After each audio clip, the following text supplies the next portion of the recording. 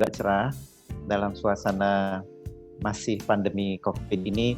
Topik yang diangkat dalam webinar ini memang sangat pas sekali untuk kita semua, terutama adalah para pegawai di lingkungan Kementerian ESDM.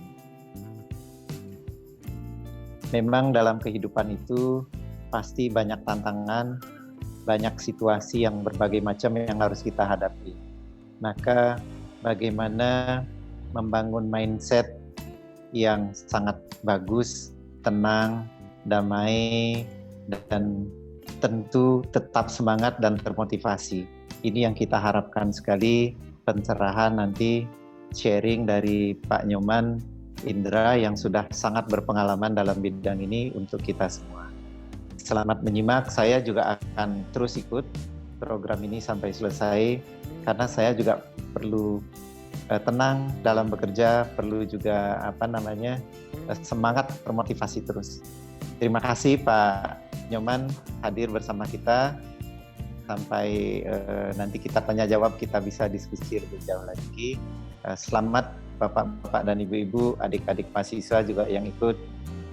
Selamat menikmati acara ini dan menyimak pencerahan-pencerahan dari sharingnya Pak Nyoman Indra. Terima kasih. Wassalamualaikum warahmatullahi wabarakatuh.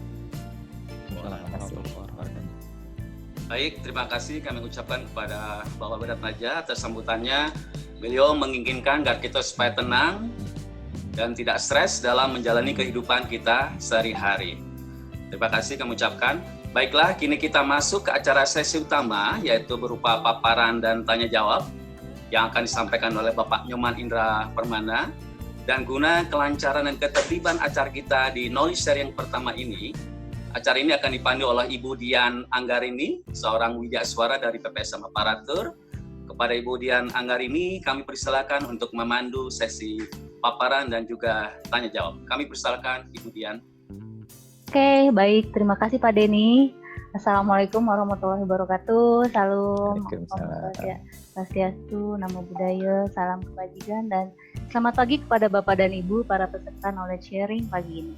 Izinkan saya, Dian Anggarini, memandu acara, dan izinkan pula saya menyapa para hadirin acara kali ini yang kami hormati, narasumber knowledge sharing perdana kali ini Pak, Bapak Nyoman Indra Permana, yang kami hormati Kepala BPSDM ESDM, Bapak Wirat Maja, dan serta seluruh pejabat tinggi madya di lingkungan Kementerian ESDM. Sehat Pak Wirat? Sehat, alhamdulillah. Alhamdulillah. Yang kami hormati Kepala Pusat Pengembangan Sumber Daya Manusia Aparatur, Bapak Susutio Edi Prabowo sebagai host acara ini, dan seluruh pejabat tinggi Pratama di lingkungan Kementerian ESDM. Pagi Pak Edi. Serta tentu saja kepada seluruh peserta, tentu saja kepada seluruh peserta knowledge sharing yang berbahagia. Sebelum memasuki acara inti, yaitu paparan dari Pak Nyoman, izinkan kami memperkenalkan beliau yang senyumnya pagi ini cerah sekali. Selamat pagi Pak Nyoman. Pagi. Nama lengkap beliau adalah Nyoman Indra Permana, Master of Neuro Linguistic Programming. Bisa disapa dengan Pak Nyoman atau Pak Nyo, gitu ya Pak ya? Ya. Oke, beliau lahir di Malang 4 Juni 1973. Pendidikan terakhir beliau ditempuh di Universitas 17 Agustus 1945 atau yang terkenal tuh UTA 45 Surabaya.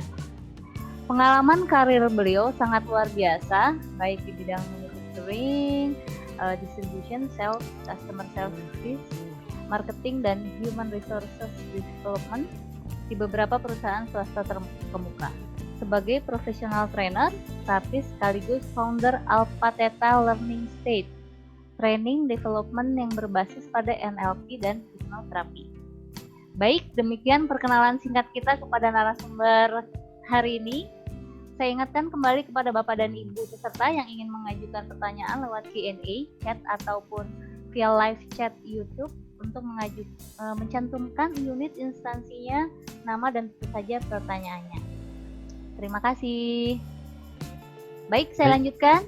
Para panelis dan peserta knowledge sharing yang berbahagia, tema kita kali ini adalah mindfulness during pandemic. Pemilihan tema ini sesuai dengan yang dicerahkan tadi dimulai dengan Pak Wirat adalah didasari atas himbauan pemerintah bahwa kita sebagai ASN harus tetap mengutamakan untuk menjaga kesehatan baik fisik ataupun mental, sehingga kita sebagai ASN dapat tetap produktif dan bisa memberikan pelayanan yang maksimal kepada publik walaupun dengan situasi pandemik pasca WFA ataupun menuju kehidupan new normal.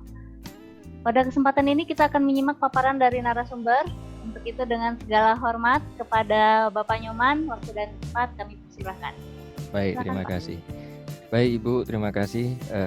Ibu Dian izin untuk dibuka lock screen saya, Bu. Saya masih di lock untuk share screen-nya. Oke. Sudah oke, Pak? Sudah oke Pak Nyoman? Baik, terima kasih. Bapak Ibu sekalian, Assalamualaikum warahmatullahi wabarakatuh. Selamat pagi, salam sejahtera, Shalom, Om Swastiastu, Namo Buddhaya, salam kebajikan. Yang terhormat para pejabat di Kementerian ESDM, yang terhormat juga kepada Bapak Profesor Dr. Insinyur I Gusti Nyoman Wiratmaja Puja. Lajeng semeng Pak. Ajeng semeng. Dumugi rahayu sareng sami niki Pak. Mohon izin. Nggih. Mohon izin saya untuk berbagi. Bapak Ibu, seperti yang saya tuliskan di depan, ada sebuah quote yang saya khusus tuliskan untuk teman-teman. Saya izin panggil teman-teman ya Bapak Ibu ya. Yaitu bahagia tidak perlu harus memiliki segalanya, bahagia tidak selamanya harus dalam sukacita. Bahagia juga bisa bagaimana menikmati ujian kasih sayangnya. Bahagia adalah hak pribadi, bahagia sejati ada di dalam hati. Bahagia hakiki menjadikan semakin mendekatkan diri pada Sang Maha Pemilik Ragawi. Nah, statement ini atau bahasa kerennya quote lah itu ya. Kalau saya sih asal menulis Bapak Ibu. Kayaknya pas sekali dengan tema mindfulness during pandemi ini. Dan sebuah kehormatan saya diundang, diberikan kesempatan untuk knowledge sharing, dan ini yang pertama kali di BPSDM. Terima kasih Bapak Ibu. Dan seperti dikenalkan, nama saya Nyoman Indra Permana. Memang nama saya dari Bali, tapi saya lahir di Malang, Pak Wira. Dan ada sebuah quote yang saya sudah tuliskan juga, yang ini menjadi prinsip kehidupan bagi saya, yaitu mungkin tidak penting lagi jadi orang penting, yang penting jadikan orang lain penting sehingga kita lebih penting di mata orang terpenting sekalipun. Ini Bapak Ibu mungkin paham quote ini ya, mudah-mudahan ini bermanfaat dan menginspirasi.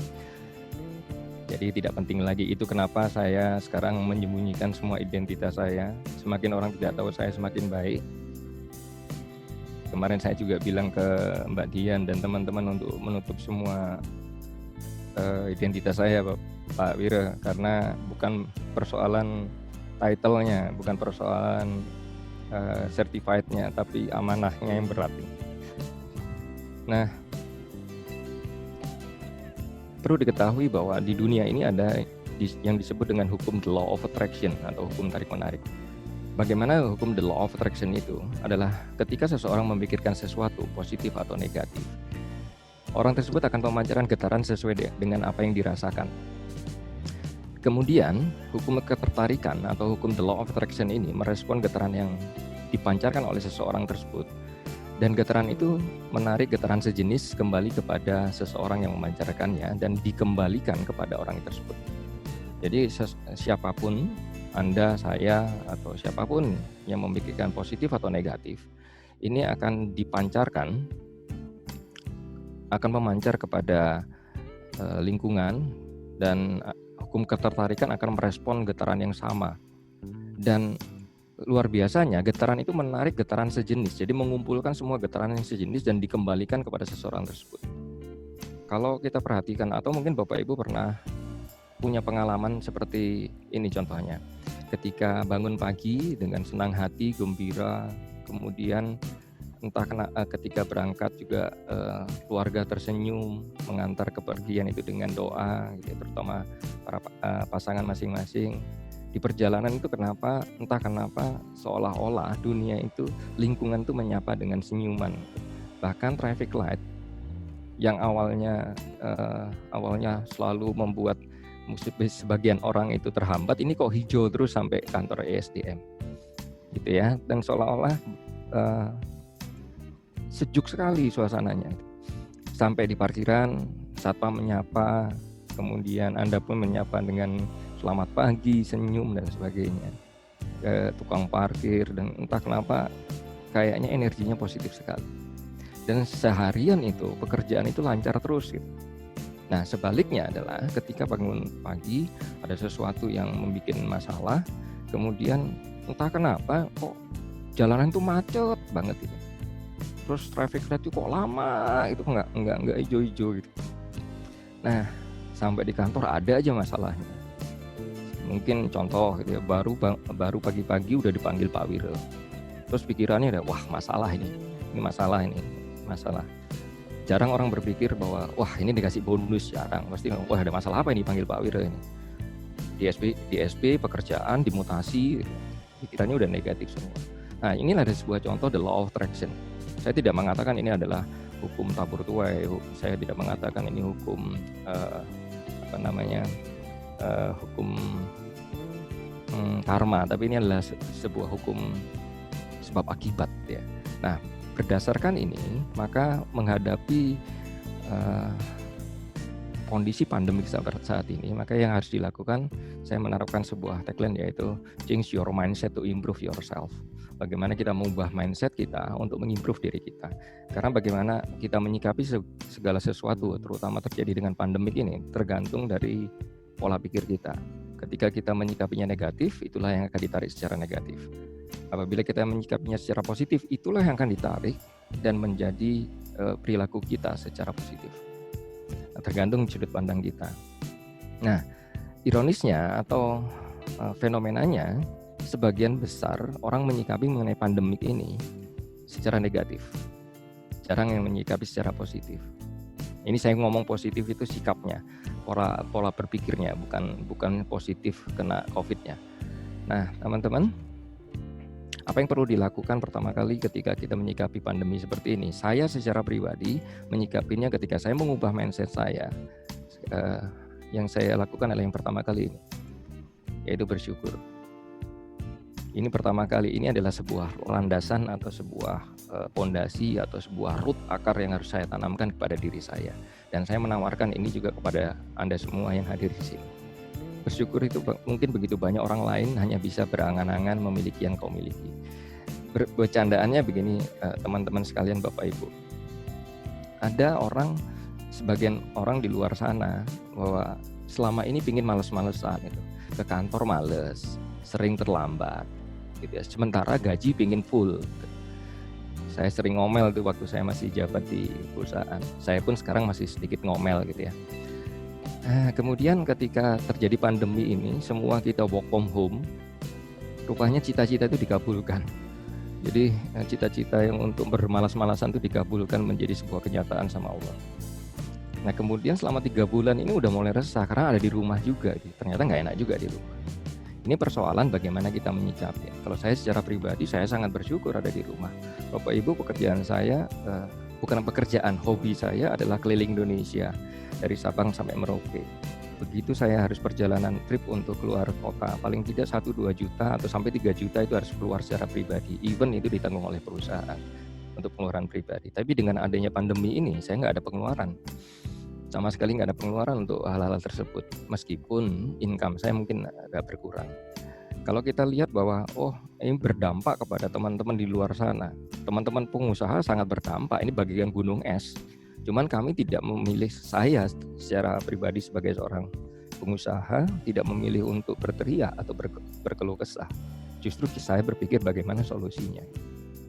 Kemudian yang kedua, apalagi yang bisa saya syukurin di sini, selama bulan Ramadan kita semua dipaksa dalam tanda kutip untuk menjadi seorang imam. Dipaksa dalam tanda kutip. Yang kedua, mau nggak mau harus memahami surat-surat yang selama ini saya sering dikatakan paling bisa juga surat Al-Ikhlas gitu. Saya bilang begini, Al-Ikhlas itu luar biasa loh, jangan ngomong paling juga kulhu, jangan begitu gitu, itu intinya justru. Nah kemudian apa yang bersyukur lagi, kalau tidak ada pandemi ini, saya tidak akan pernah jadi imam di sholat id. Itu saingannya sama kiai sama ustadz, tapi ya tahun ini kita menjadi seorang imam, kan luar biasa banget. Istri saya juga ASN Bapak Ibu, mengatakan begini, ya ini gaji potong 50%, THR nggak dapet ya. Saya gampang ngomong, alhamdulillah kamu dipotong 50%, kok alhamdulillah, ya kamu nggak makan gaji buta, orang kamu nggak kerja, nggak masuk, artinya kamu juga tidak menghidupin keluarga kita ini dengan sesuatu yang bukan hak kita. Kita nggak dapat THR loh. Nah terus untuk apa di THR itu? THR itu tunjangan hari raya. Kalau ngomong dengan tunjangan hari raya, tunjangan berarti orang-orang yang notabene yang memang harus disupport. Tunjangan hari raya. Kalau saya sih ngasih tunjangan gitu ya. Kalau yang makanya dulu saya bercanda waktu saya di Human Resource itu, tunjangan hari raya. Pak, tunjangan hari rayanya kapan? Kamu itu mau hari raya kok harus ditunjang, gitu. Harus dibantu. Ya udah hari raya aja. Yang saya syukurin lagi adalah nggak ada mudik, nggak ada pengeluaran untuk keluar kota. Sebagian orang kalau pas Lebaran pasti keluar kota, dan itu nggak 1 juta 2 juta Bapak Ibu. Yang perlu disyukurin lagi secara pribadi, saya punya putri dan putra. Satu yang putri lulus SMA. Alhamdulillah di pandemi ini dapat pengumuman untuk masuk di universitas negeri. Yang SMP belajarnya santai, gitu ya, berbeda jauh dengan kakaknya. Nggak ada ujian nasional dan berdasarkan zonasi. Sekarang diterima di SMA favorit dekat rumah. Saya pikir nggak ada yang perlu tidak kita syukurin gitu. Makanya banyak bercandaan kalau kita dengar di luar sana, kenikmatan mana lagi yang kau dustakan gitu ya. Itu bercandaannya gitu. Saya digituin sama anak saya. Anak saya mengatakan, aku orang yang sangat beruntung. Saya bukan anak pintar tapi beruntung. Dengan kondisi ini saya beruntung. Kalau misalnya dari kondisi secara normal tidak ada pandemi ini, mungkin tidak masuk di SMA favorit, dan mungkin rata-ratanya nggak bisa 8 ke atas. Ini bercandaan anak saya. Nah, kenapa ini penting teman-teman? Saya yakinin ada sesuatu yang sangat luar biasa, yaitu secara keislaman disampaikan bahwa rezeki itu sudah dijamin. Mohon maaf saya izin untuk tinjauan dari Muslim. Di At-Talaq disebutkan rezeki itu telah dijamin oleh Allah. Namun ada syaratnya, barang siapa yang beriman, bertakwa. Ya, kalau saya menerjemahkan begitu, kalau nggak bertakwa ya nggak dijamin juga gitu. Jadi jangan ini tidak disikapi ditelan dengan mentah-mentah. Oh kita udah dijamin, terus kita nggak malas-malesan. Oh nggak bisa begitu. Yang bertakwa, dan bertakwa di dalam orang bertakwa itu berikhtiar di dalamnya adalah orang bekerja dengan semangat. Dan kemudian saya ditanya Pak, kenapa hanya tinjauan agama Islam?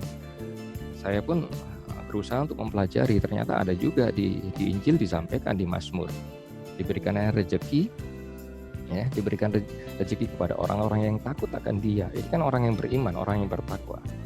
Ya ingat untuk selama-lamanya akan perjanjiannya, bahwa Tuhan Yesus pun perjanjiannya adalah memberikan rezeki. Di Mazmur ada. Kemudian saya tergelitik juga. Pak Nyoman orang Bali, pastinya Bali juga ada dong.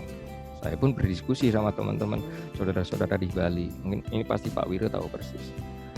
Dari agama Hindu, dari saudara-saudara kita di Bali menyampaikan bahwa rezeki dari Sang Yang Widiwasa tergantung pada karma manusia di masa lalu. Karma baik atau buruk menentukan rezeki saat ini dan akan masa depan. Dan dari statement ini, bagaimana state kita hari ini menyikapin pandemi ini sebagai rezeki atau sebagai hukuman, itu akan menentukan rezeki di tahun ke depan. Gitu.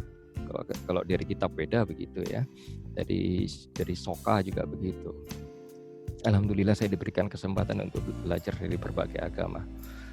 Kemudian di agama Buddha pun disampaikan bahwa hampir sama dengan agama Hindu, takdir adalah karma dari kumpulan perbuatan masa lalu. Jadi ketika kita menyikapi kondisi pandemik ini akan menentukan bagaimana rezeki kita ke depan.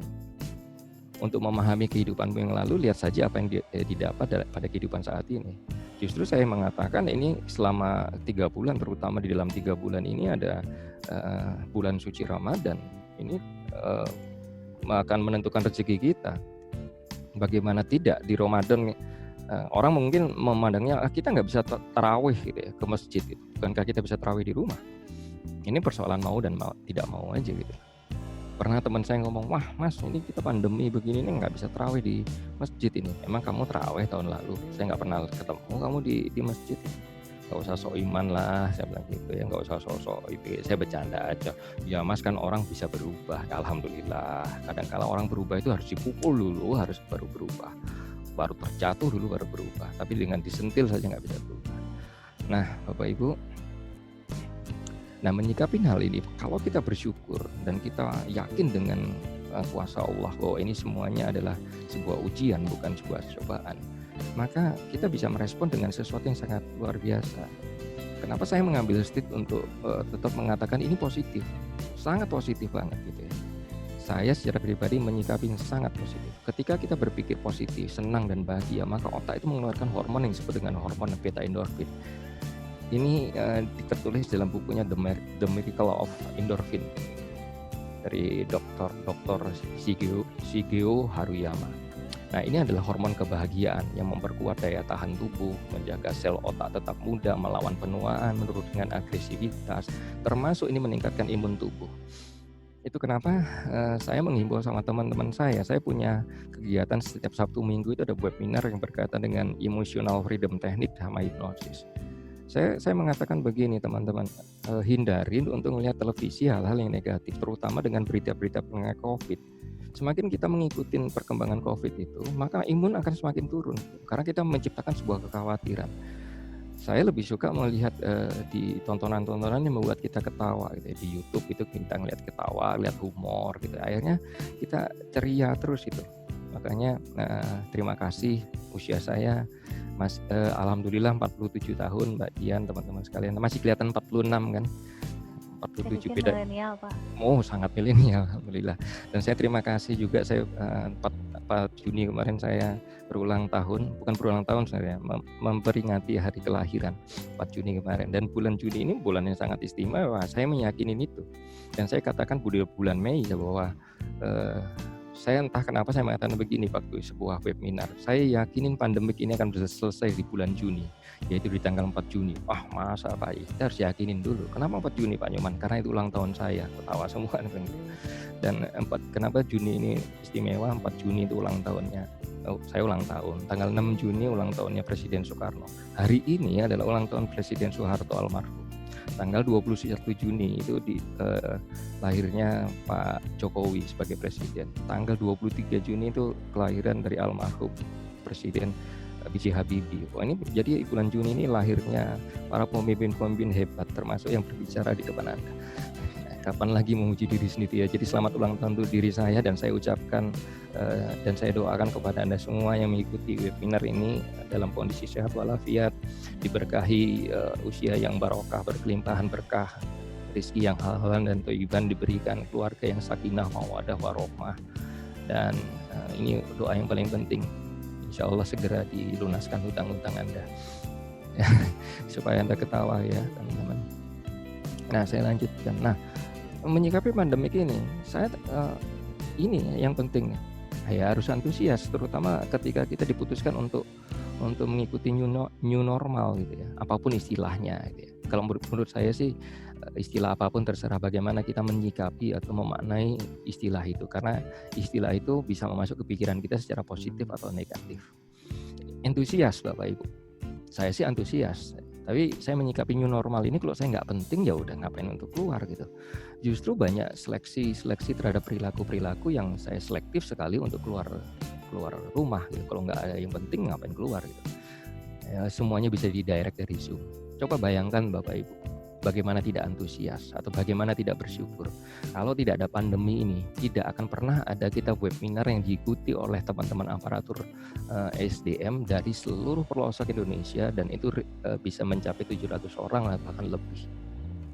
Coba bayangkan untuk seminar 700 orang, Budian, Anda menyiapkan ballroom itu berapa juta sudah, makannya belum transportasinya. Tapi dengan begini sangat luar biasa. Nah, antusias itu tidak bisa diajarkan Bapak Ibu, tapi antusias hanya bisa ditularkan. Itu kenapa yuk kita antusias menyambut new normal ini, karena ini berkaitan dengan the law of attraction juga. Saya membayangkan begini, bagaimana jika 251 juta manusia Indonesia semua bersatu padu dan berdoa untuk pandemi ini selesai. Luar biasa powerfulnya, energinya positif sekali. Tapi kenyataannya nggak demikian. Ya itu urusan masing-masing ya. Saya ingin mengimbau kepada anda semua untuk tetap antusias. Oke, saya lanjutkan. Nah, kemudian berkaitan dengan antusias ini, apapun pekerjaan Anda, apapun jabatan Anda, maka bangga dengan pekerjaan Anda. Ini penting banget ya. Karena banyak orang yang menginginkan posisi Anda, Bapak Ibu. Ingin jadi Anda, kerja di ESDM. Siapa yang nggak kenal gitu. Begitu saya upload di Instagram, oh ya boleh promosi ya Bapak Ibu ya. Instagram saya Nyoman Indra Permana, boleh follow saya pasti follow back Anda insya Allah ya. Dan saya punya program Cangkruan Surabayaan, Cangkruk Malangan, kemudian ada Ngariung bareng Sundaan, itu nanti setiap 7:30 malam, mulai tadi malam di Instagram saya. Nah, bangga dengan pekerjaan Anda, apapun jabatan Anda. Ya karena saya pengen jadi Anda di ESDM. Siapa yang nggak ngerti kerja di ESDM? Begitu saya upload di ESDM banyak, wih Mas keren ya di ESDM, keren ya. Ya alhamdulillah saya izin numpang ngetop ya Bapak Ibu ya. Coba saya misalnya, oh ada webinar ini temanya apa Mas, siapa penyelenggaranya. Begitu saya masukkan aparatur BPSDM, wah banyak banget. Dan saya yakin teman-teman itu sekarang lagi live ngikutin live streaming di YouTube. Teman-teman saya karena kan nggak bisa masuk Zoom. Kalau saya selalu bangga dengan pekerjaan saya. Bagaimana orang lain akan bangga dengan pekerjaan seseorang ketika seseorang itu tidak bangga dengan pekerjaannya sendiri. Nah selanjutnya Bapak Ibu, ketika kita bangga dengan pekerjaan, kenapa kita harus bangga? Saya akan sampaikan sebuah konsep yang saya temukan di tahun 2009 ketika saya memutuskan untuk resign dari perusahaan. Catatannya begini, saya tidak mengundurkan diri dari perusahaan karena jabatan saya alhamdulillah posisinya pada posisi yang sangat penting. Ya, ketika itu saya memutuskan begini, kenapa saya keluar dan resign? Karena saya mulai mengeluh Bapak Ibu. Ini catatannya, mulai mengeluh dengan pekerjaan saya. Mengeluh dengan saya tidak punya kerjaan karena dengan posisi tertentu saya udah banyak nganggurnya gitu. Nah, maka saya memutuskan untuk resign. Bukan mengundurkan diri, tapi saya tulis diri aplikasi resign saya adalah memajukan diri. Ini mindset. Pertanggal 1 April tahun 2010, Nyoman Indra Permana jabatan ini memajukan diri dari perusahaan. Saya dipanggil presiden direktur bertanya, kok memajukan diri, kok nggak memajukan diri? Mindset Pak, keluar dari perusahaan harus lebih maju, nggak harus mundur gitu. Ini mindset. Ketawa presiden direktur, alhamdulillah di approve dan sampai saat ini masih bersilaturahmi dengan baik sekali. Nah, bekerja dan berkarya Bapak Ibu, ini perlu sekali ketika kita menyikapi new normal ini supaya kita semakin antusias. Mari tanyakan kepada Anda semuanya, untuk siapa Anda bekerja? Pasti jawabannya untuk keluarga. Sebagian besar ngomongnya untuk keluarga. Saya menjawab bukan. Kita semua, saya, Anda bekerja itu untuk diri sendiri, bukan untuk keluarga. Ini catatannya. Hasilnya itu untuk keluarga. Nah, persoalannya adalah konsepnya begini. Semua orang ingin membahagiakan keluarga masing-masing. Bagaimana kita bisa membahagiakan keluarga kalau kita sendiri nggak bahagia dalam bekerja? Ini catatan, ini prinsip Bapak Ibu. Coba kita perhatikan, kita bisa menghimbau orang untuk sholat ketika kita udah sholat di pesawat terbang. Ketika kita pakai safety belt, kita pakai safety belt dulu baru anak kecil, pakai pelampung dulu baru anak kecil. Artinya kita harus safe dulu, kita harus bahagia dulu dalam bekerja, baru kita bisa membahagiakan keluarga kita. Catatan penting, ini inspirasi insya Allah kepada Anda semuanya supaya kita tetap semangat dan antusias. Nah persoalan, dan kemudian saya tidak mengatakan ini hanya bekerja, tapi saya ngomong ini berkarya. Itu kenapa ada kalimat karyawan, karena karyawan itu yang diminta atau diharapkan oleh perusahaan atau instansi itu bukan kerja, bukan hanya ototnya. Kalau kerja itu otot, kalau karya itu berarti karya-karya inovatif. Jadi itu ada di brain, bagaimana kita menciptakan karya-karya. Dan pasti dapat penghasilan. Namanya penghasilan, hasil itu pasti di akhir, ya bukan di depan gitu. Nah, seringkali banyak orang mengeluh dalam bekerja, padahal orang itu pingin posisi tersebut.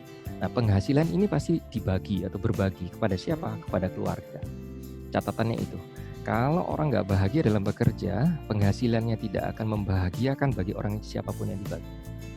Bapak Ibu, saya izin berapapun jumlah keluarga Anda, bagikan penghasilan Anda, bukan sisihkan, prosentasekan kepada orang tua Anda. Ini penting, ya. Kenapa? Karena itulah sumber rezeki pertama kali. Ya, jangan lupa. Dan orang tua itu di dalamnya siapa? Ada mertua di sana. Ya, berbahagia masih punya orang tua. Sekarang pertanyaan yang krusial di sini, bekerja, berkarya itu visinya apa? Tujuannya apa? Sebagian besar orang mengatakan tujuannya untuk menghidupin keluarga. Saya mengatakan enggak, karena banyak orang tidak bekerja, dia tetap hidup karena landasannya tadi, rezeki itu udah dijamin Allah. Itu landasannya. Bekerja tujuannya hakikatnya cuma satu, Bapak Ibu, yaitu ibadah. Hakikatnya. Ya, dan beribadah itu bagaimana caranya? Syaratnya harus ikhlas. Saya ditanya, berarti ikhlas nggak perlu gaji? Perlu. Ikhlas ini niatnya. Gaji itu kan apresiasi. Kalau saya menganggap gaji itu apresiasi terhadap karya saya diapresiasi gitu. Nah, keikhlasan ini kalau kita landasnya ikhlas dalam bekerja, maka akan berkah berkelimpahan. Berkah itu tanda-tandanya tidak pernah kekurangan gitu loh. Dalam kondisi pandemi ini, alhamdulillah, sebagian orang, seperti saya misalnya, mau bayar kartu kredit, tiba-tiba ada aja gitu. Mau bayar tagihan, ada. Ya saldo begitu-begitu aja gitu. Hari ini, saya mau bayar ini nih, ada mau kasih ini nih gitu. Tiba-tiba dari Pak Patar Coach minta rekeningnya, kan abis ini kan saya dapat gitu. Ada aja gitu. Saya yakini abis ini setelah acara ini pasti ada aja yang mengundang saya. Jadi saya ngomong sama Pak Patar nggak usah dipikirin saya honornya berapa. Ya saya nggak pernah berpikir tentang honor Budian. Jadi supaya Budian aja yang mikirin kan, saya nggak usah mikir kan ibu yang ngundang saya, kenapa ini saya mikir gitu. Siapa? Itu ibu aja yang mikirin. Kalau saya ikut mikirin kan saya jadi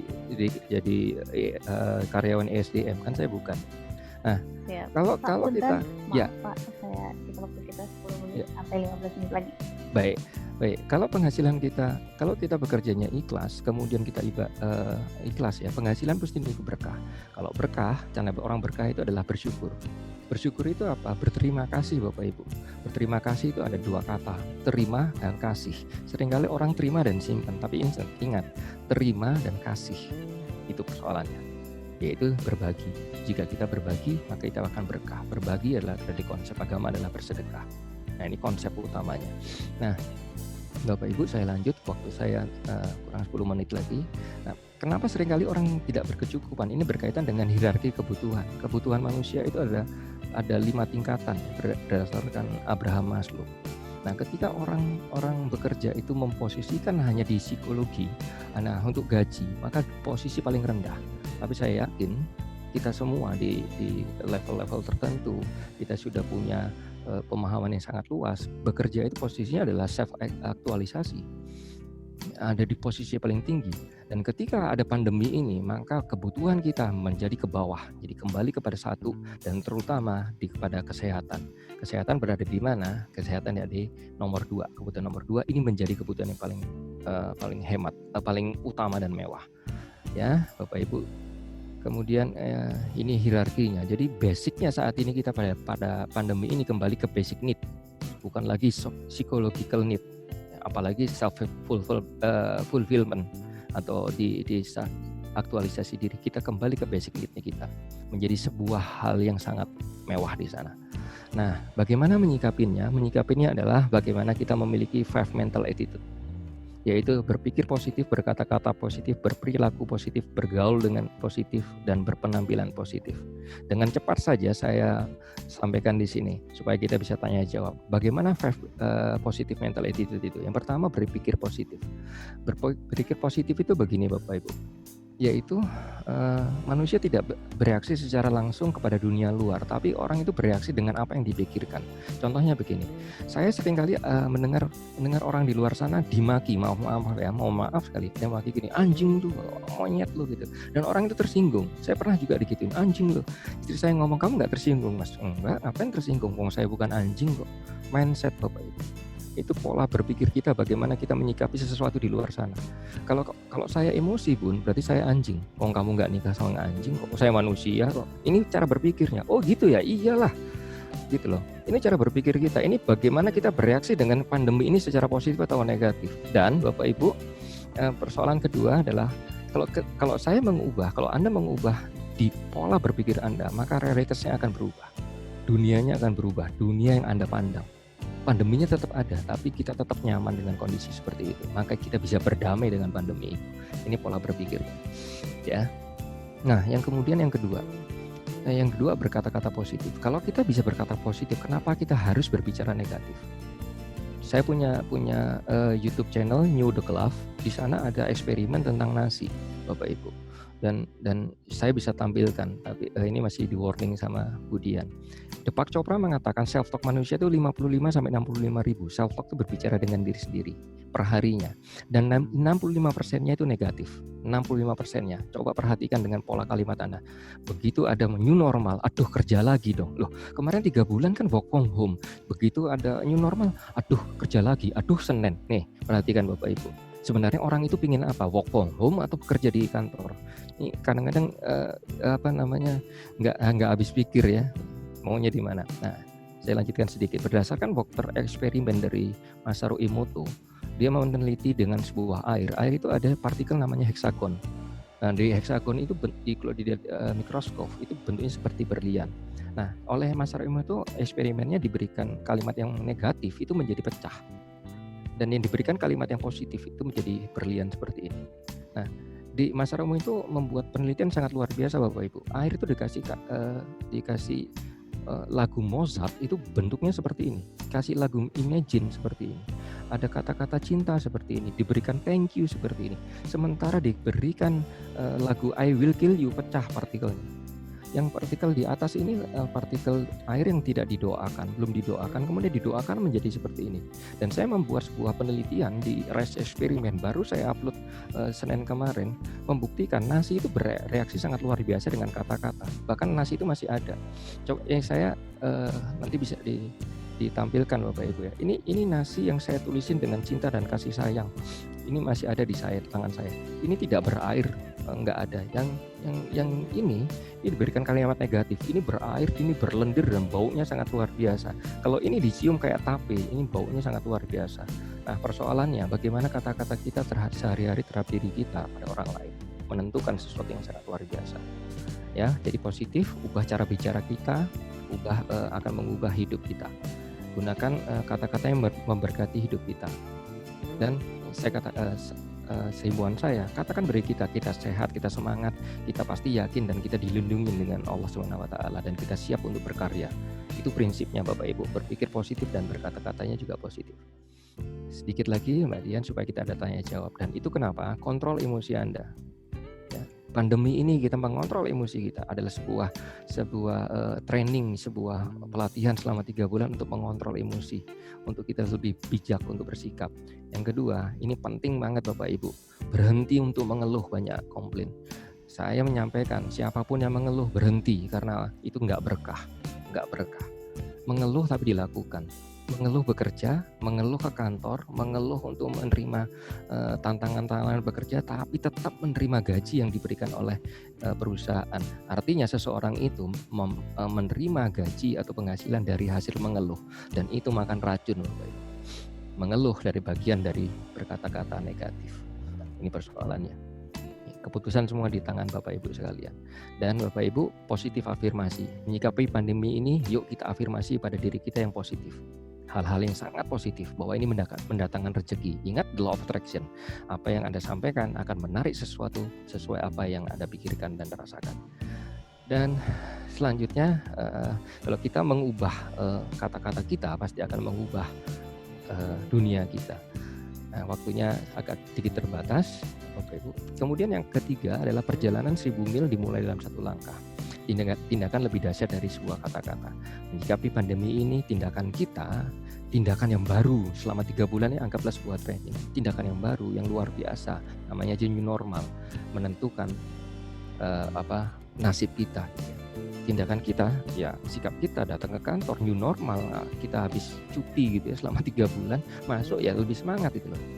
Ini enggak, saya yakin, wah Senin, wah ini dan sebagainya. Ya, itu bukan Anda, bukan Anda, Bapak Ibu mohon izin, bukan Pak Wira, bukan. Itu orang-orang di luar sana atau orang-orang yang saat ini sedang mendengarkan saya. Dan yang terjadi dalam kehidupan ini itu hanya 10%, tapi 90% orang itu bereaksi dengan apa yang terjadi dalam kehidupan, bereaksi dengan pandemi ini, dan itu negatif. Itu reaksinya yang membuat kita menentukan nasib kita. Ya, sebentar, yang keempat yaitu bergaul dengan orang-orang positif. Kehidupan Anda ditentukan dengan siapa Anda bergaul. Ini contohnya ada tutup botol Coca-Cola, Bapak Ibu. Coca-Cola ini kalau Anda beli di warung harganya cuma 5.000, tapi masuk di restoran mungkin bisa 20.000. Di bintang 5 bisa 50.000, 70.000. Persoalannya ini bendanya sama, cuma Coca-Cola satu botol. Artinya botol ini mau ditempatkan di lokasi mana itu akan menentukan value-nya. Nah, sekarang Anda, kita, saya akan bergaul dengan siapa, itu menentukan value kita, menentukan bagaimana harga kita. Jadi saya bergaul dengan Pak Wira, dengan Kementerian ESDM, saya yakin harga saya pasti ikut naik. Jadi terima kasih Bapak Ibu. Ya, terima kasih banget, dan saya yakin sesaat lagi teman-teman Widya Suara banyak mengundang saya. Terima kasih sebelum Anda mengundang saya. Ya, GR kan boleh karena ucapan itu bagian dari doa. Dan yang nomor itu kenapa pilih teman-teman yang positif. Bergaul ini Bapak Ibu termasuk bagaimana kita menerima informasi. Yuk kita bergaul dengan orang-orang yang memberikan energi positif, yang ngomong, oh ya ini tenang kok, pandemi ini banyak rezeki. Tapi ketika kita bergaul dengan orang-orang yang nyinyir, ya, orang-orang yang negatif, ini bahaya, yang itu yang akan kita tarik. Nah, yang terakhir adalah first impression is everything. Bagaimana berpenampilan positif. Berpenampilan positif itu bukan pakai pakaiannya, tapi bagaimana kita bersikap. 4 hal ini kita lakukan, ini pasti ngikutin. Paling tidak ya kita ubah dari belakang. Kita berpenampilan dulu. Berpenampilan itu bagaimana body language kita, bagaimana kita memposisikan diri kita, kerapian kita.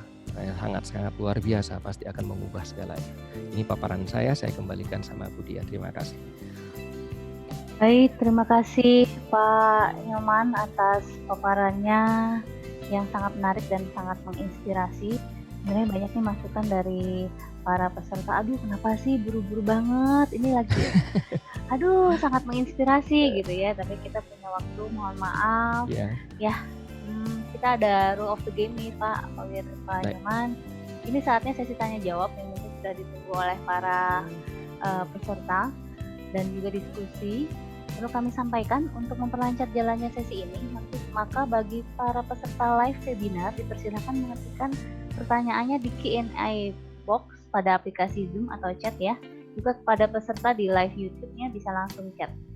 Pertanyaan yang masuk mungkin akan sangat banyak. Udah banyak banget ini Pak Nyoman pertanyaannya, sehingga pertanyaan tersebut akan dipilih nantinya oleh para panitia dan dibagi dalam beberapa sesi. Baik. Bagi pertanyaan terpilih, maka peserta terpilih dapat langsung bertanya kepada Pak Nyoman dengan terlebih dahulu menyebutkan asal unit, satuan kerja, serta namanya.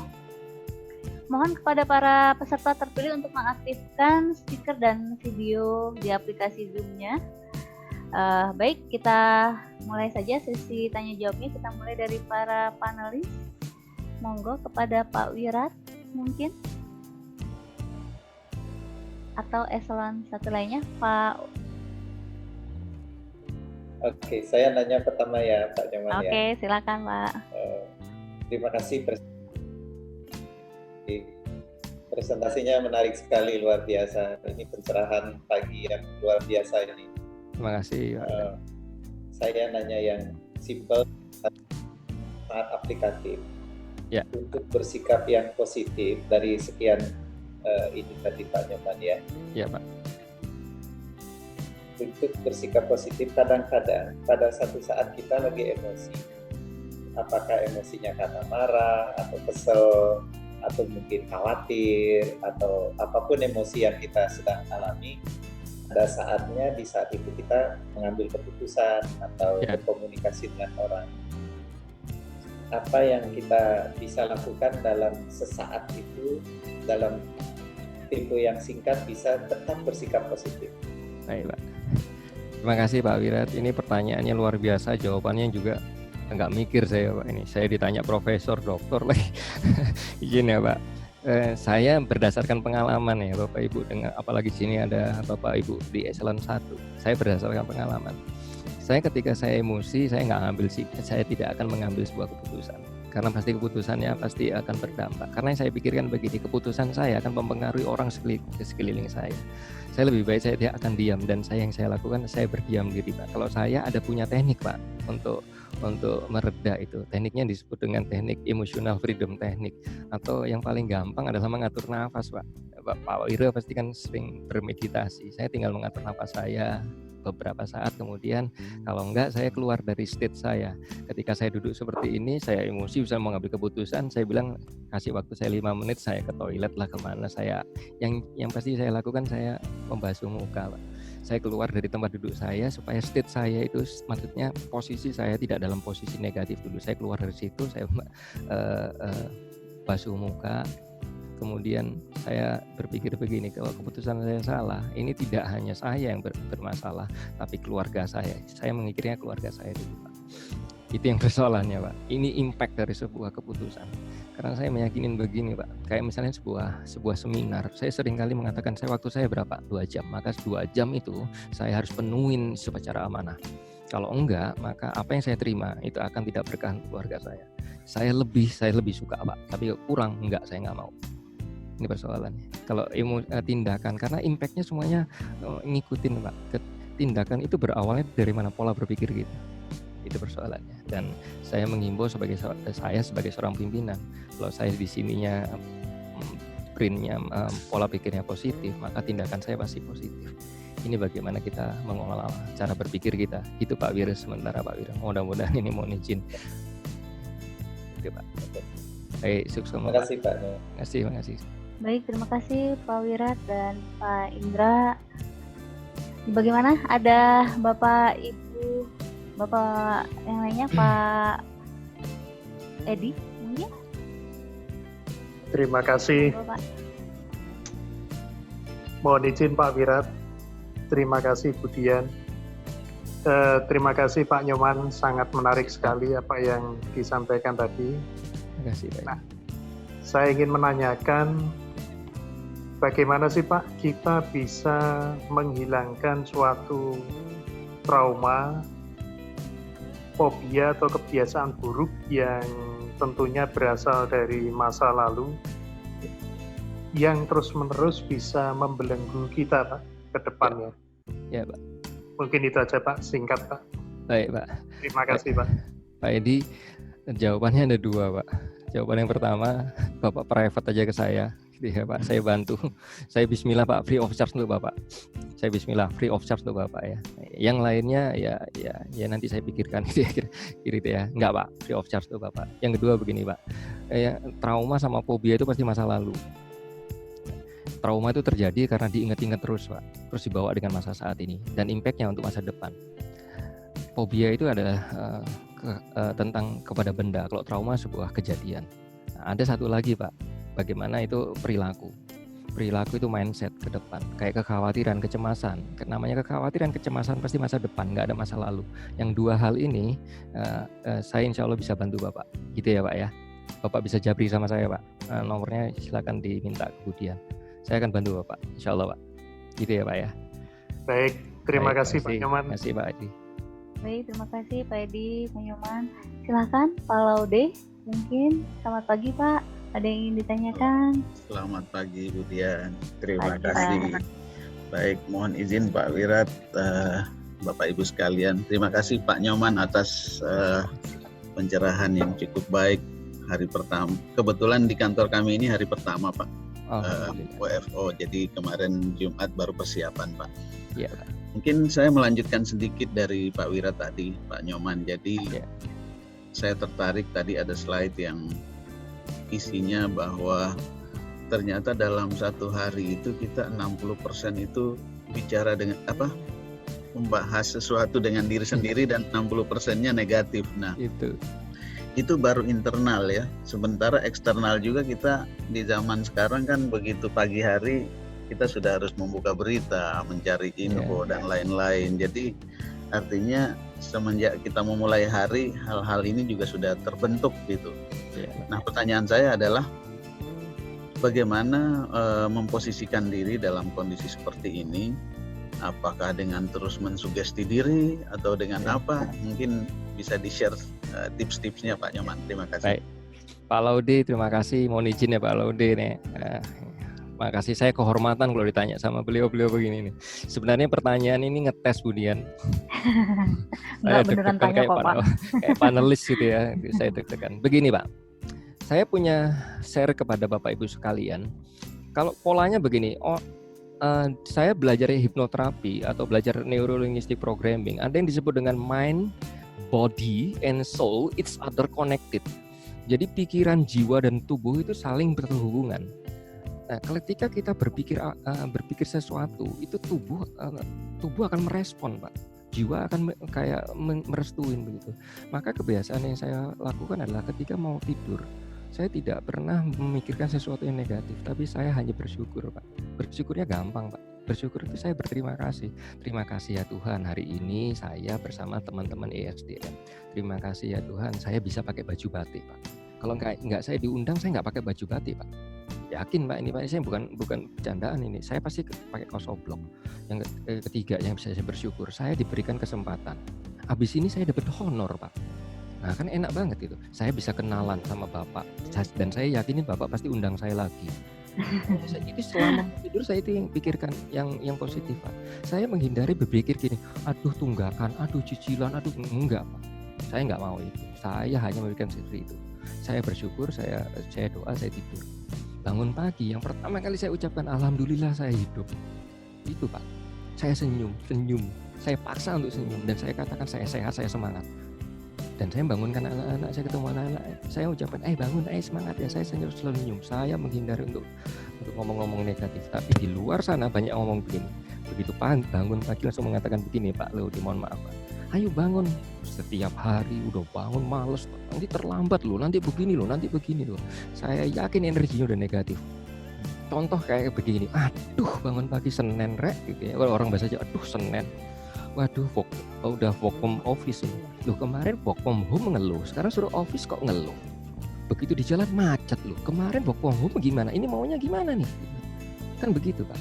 Nah, mulai dari kata-kata, akhirnya sikap kita juga positif gitu loh Pak. Nah, komunikasi kan ada dua Pak Laude, komunikasi internal sama eksternal.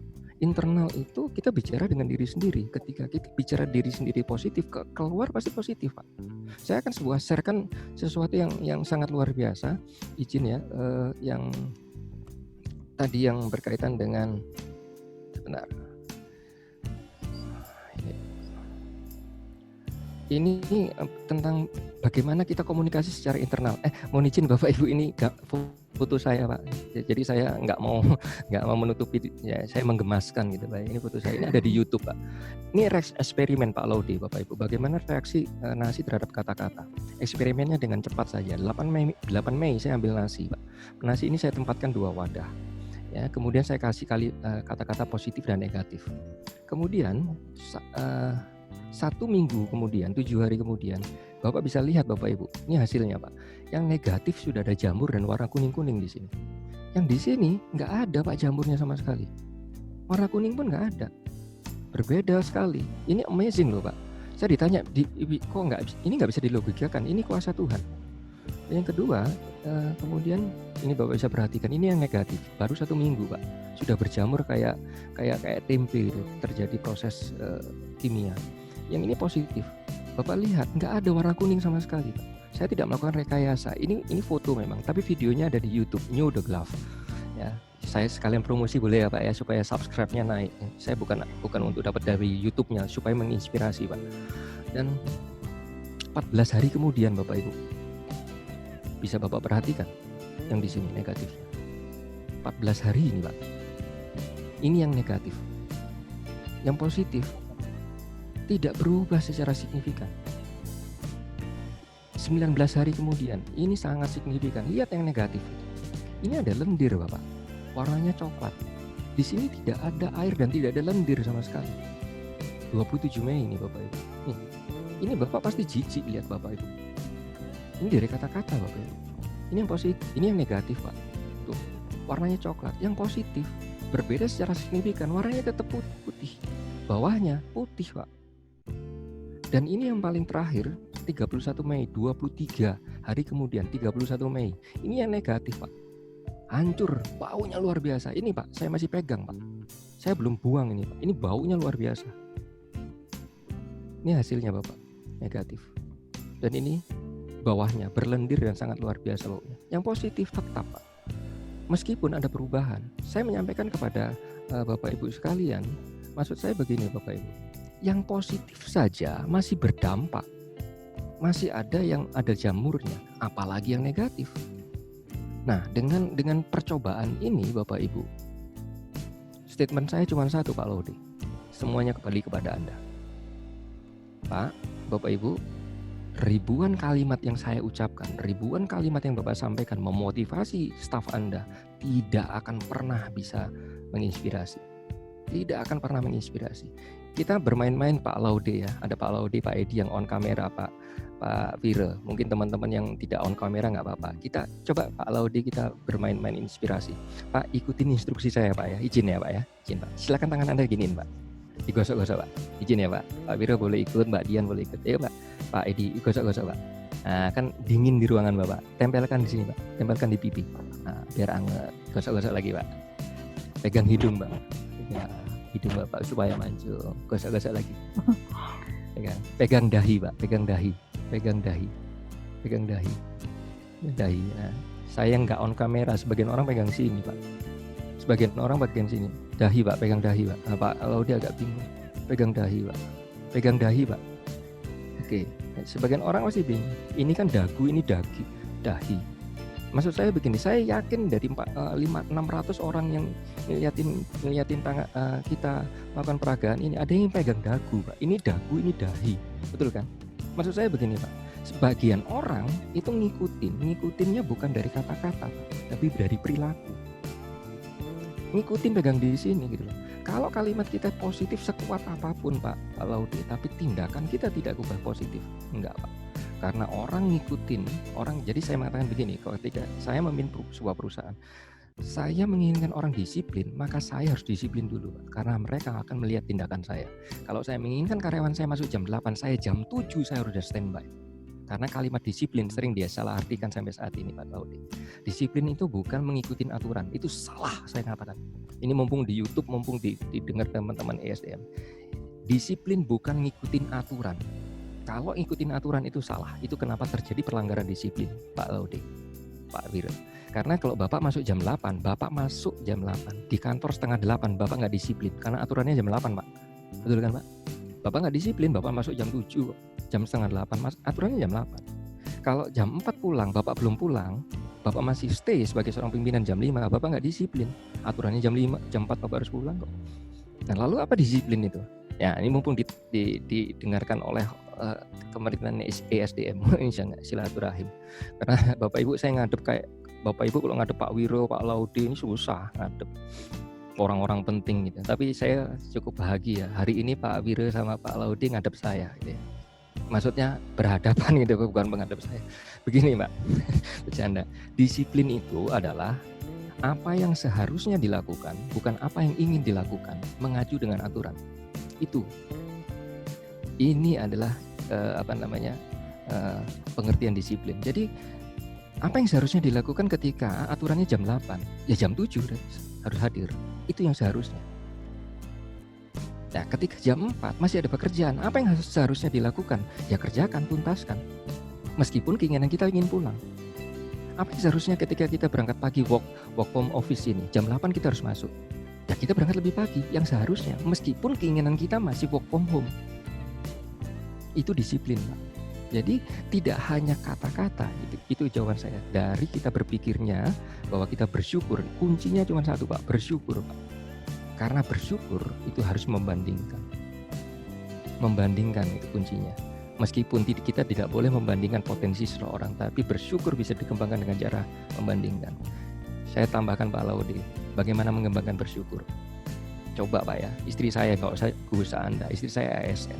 Mas dipotong 50%. Saya langsung gampang, saya senyum, dia itu senyum. Itu pertanyaan pertama kali. Kalau saya meresponnya dengan ngomong alah gitu, pasti emosi. Saya cuma senyum. Coba pikirkan, kamu kerja sudah berapa tahun? 18 tahun. Selama 18 tahun kamu nggak pernah dipotong gaji. Ini baru 1 bulan kamu dipotong gaji, kok kamu komplit? Oh ya, siap. Itu Pak. Gampang Pak. Berpikirnya begitu Pak.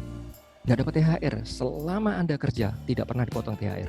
Baru 1 bulan, baru 1 kali Anda dipotong, kok ngeluh? Ini pertanyaannya. Nikmat mana lagi yang perlu kau dustakan? Mohon maaf ya Pak ya. Izin.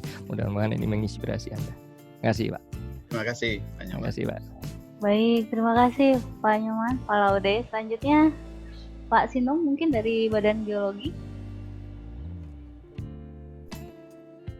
Pagi Pak Sinung. Oke, sambil menunggu Pak Sinung, mungkin Pak Eldison. Pagi Pak Eldison.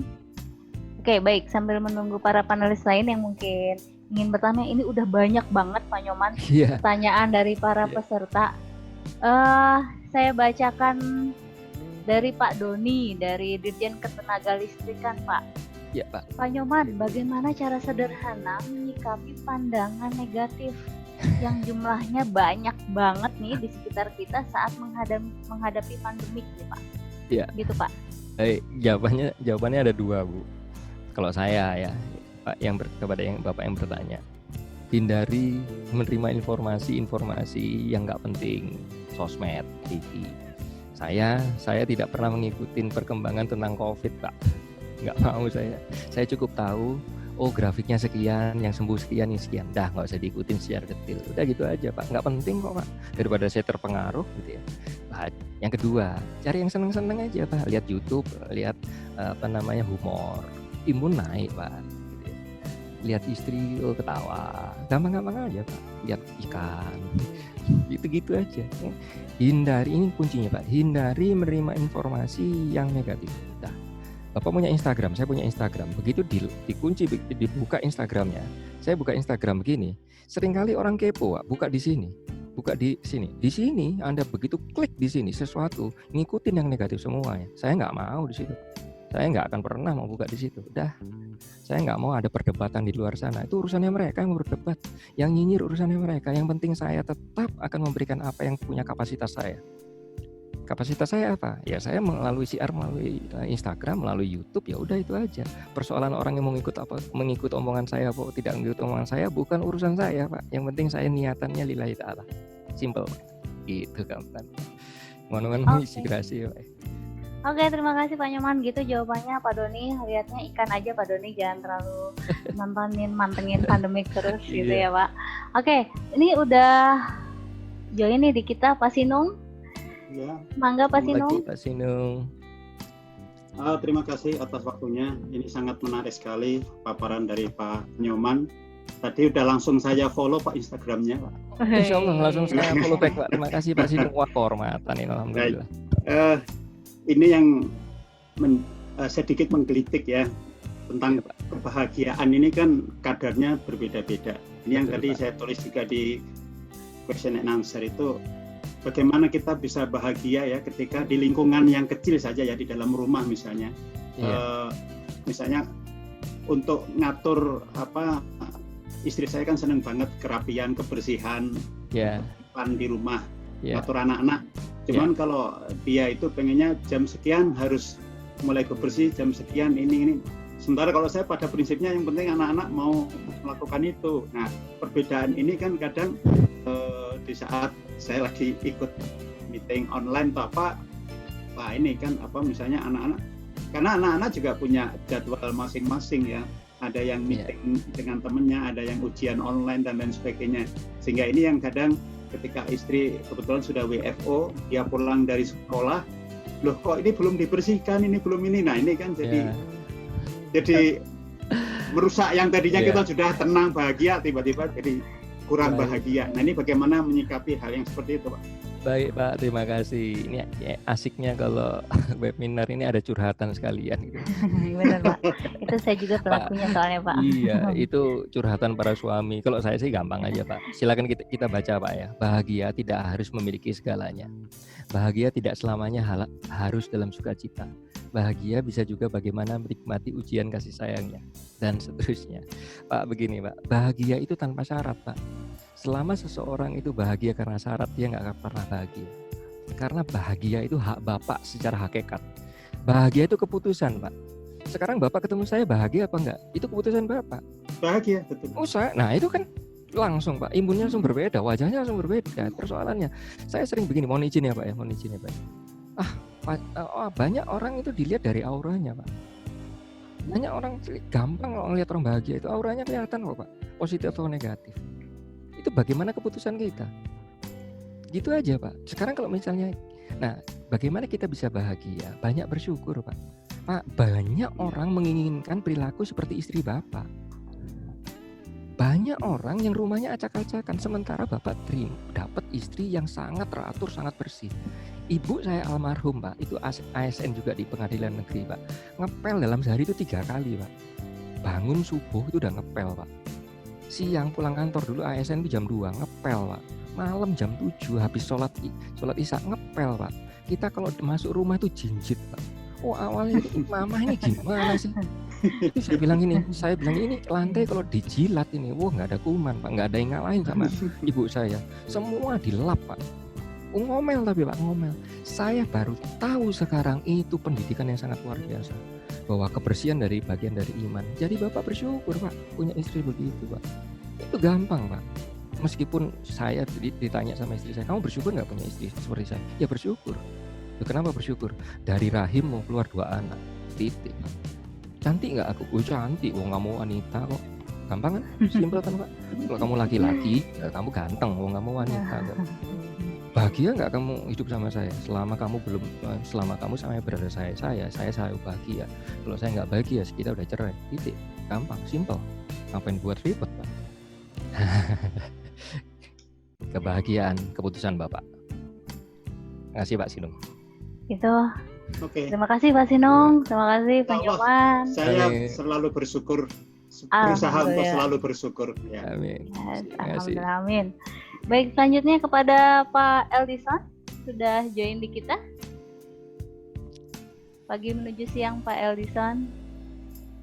Oke, Pak Ferry mungkin. Pagi Pak Ferry. Oke. Sambil menunggu lagi nih ya. Udah banyak banget lagi nih Pak. Makin menumpuk Pak pertanyaan, nanti kita pilih. Iya. Dari Pak Ginanjar dari PPSDM KEBTKE. Pak, minta resep apa aja supaya bisa berpikir positif agar dari hormonnya agar dapat hormon beta endorfin. Iya.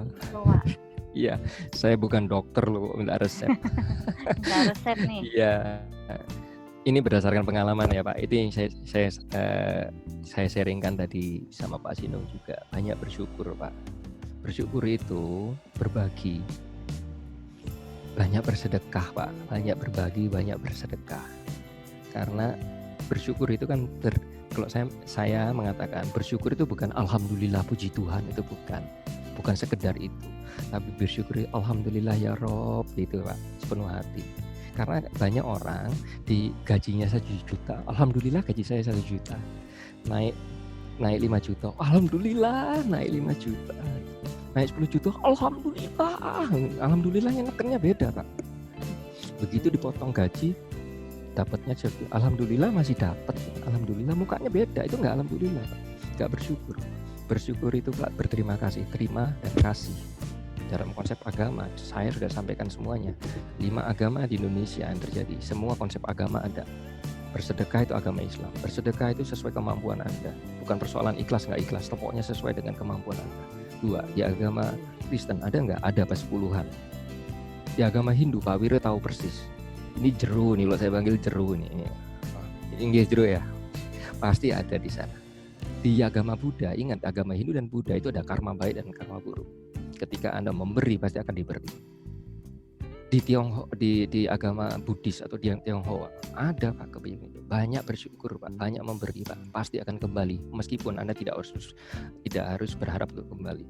Tapi yang kita yakinin dan saya yakinin selalu ketika saya banyak memberi, baliknya cepat Pak. Meskipun itu tidak kita harapkan. Itu jawaban saya pertama. Yang kedua, mikir yang enak-enak aja Pak. Mikir yang enak-enak. Yang sudah saya sampaikan, kondisi pandemi selama 3 bulan ini. Coba pikirkan, Bapak keluar bensin nggak untuk ke kantor? Satu itu. Bapak pagi-pagi harus buru-buru nggak?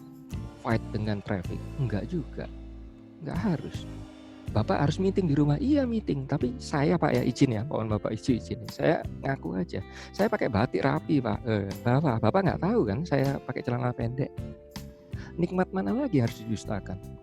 Betul kan Pak? Saya cuma duduk di sini selama 2 jam. Saya dapat honor. Ya meskipun itu nggak saya harapkan. Tapi di waktu kondisi yang sebelumnya normal, saya harus ke Bandung, Pak. Saya diundang PPSDM waktu di Garut, perjalanan berapa? 5 jam sampai di Garut. Begitu sampai di Garut, orang nggak tahu saya dan saya tidak masalah nggak tahu saya. Ya kan, saya dapat di lobi, orang foto-foto, saya tenang aja gitu kan. Bahkan ada yang ngomong, Mas bawain tas saya bawain tasnya. Saya tahu orangnya, saya minta tolong sama saya di PPSDM dan saya tidak merasa harga diri saya turun. Saya menyikapin, oh alhamdulillah berarti dia kan masih perlu bantuan saya masih bermanfaat, gampang banget gitu. Taruh di lobi, begitu paparan malamnya di siangnya, oh itu Pak Nyoman loh pembicaranya tuh. Nah kan, saya tidak perlu pengakuan itu Pak. Tapi persoalannya bagaimana yang saya miliki bermanfaat bagi orang lain. Itu yang membuat beta endorfin naik. Banyak bersyukur aja Pak. Banyak sesuatu apa yang positif dalam kondisi pandemik ini. Ketika kita berpikir positif tentang pandemik ini, tidak ada yang negatif sama sekali. Apakah berpikir negatif itu nggak boleh? Di luar sana aja ada yang ngomong capek lo berpikir positif. Iya, karena selama ini selalu dimulai dengan berpikir negatif. Ya perlu latihan dong. Orang manfaatnya untuk diri sendiri kok. Makanya saya bercanda kan. Usia saya 47 Pak. Ini masih kayak 46. Saya ketawa-ketawa aja. Punya duit ketawa. Nanti Bapak Siung, nanti malam saya live 7:30 di Instagram Pak. Bapak join boleh Pak. Saya akan berbeda Pak. Saya pasti ngakak Pak, ketawa. Saya karena ke depan Bapak aja bawa gitu Pak. Bapak kalau lihat nanti malam Pak. Waduh Pak. Saya pakai kaos gitu. Pokoknya ngakak nanti malam Pak. Nah itu untuk meningkatkan imun tubuh. Dan yang ketiga yang saya lakukan, saya punya teknik namanya emotional freedom technique. Saya melakukan itu. Lalu itu, jadi saya merilis emosi-emosi saya, gitu Pak. Selain yang pasti banyak berdoa, gitu Mbak Dian. Oke, baik, terima kasih Pak Nyoman. Gitu Pak Ginanjar, kebetulan beliau juga pernah di aparatur Pak. Ini istrinya pinter banget masak Pak, harus disyukuri ya. Oh pasti. Baik, selanjutnya dengan Pak Eldison nih, dari mana ya Pak? Monggo di-unmute Pak. Pak Eldison dari tadi sudah menunggu kita nih. Sudah join? Belum? Oke. Dari para panelis mungkin ada tambahan? Baik, saya bacakan dari Ibu Cece Yuhana. Dari mana ini Ibu ya? Belum ada. Bagaimana menyikapi tekanan pekerjaan ini Pak Nyoman yang sering di luar hari dan jam kerja serta menyita waktu keluarga. Nah ini dari bahasa hatinya Mama nih Pak Nyoman. Aduh, saya gini mohon izin ya Bu ya. Ini contohnya ke istri saya aja. Para suami yang ada di hadapan saya, tahukah Anda singkatan dari suami? Suami itu singkatan dari 5 huruf. Suami, singkatan adalah semua uang adalah milik istri. Itu pahamin sekali. Semua uang adalah milik istri. Nah, yang kedua, istri itu singkatan dari kan istri. Ingat semua tagihan risiko istri.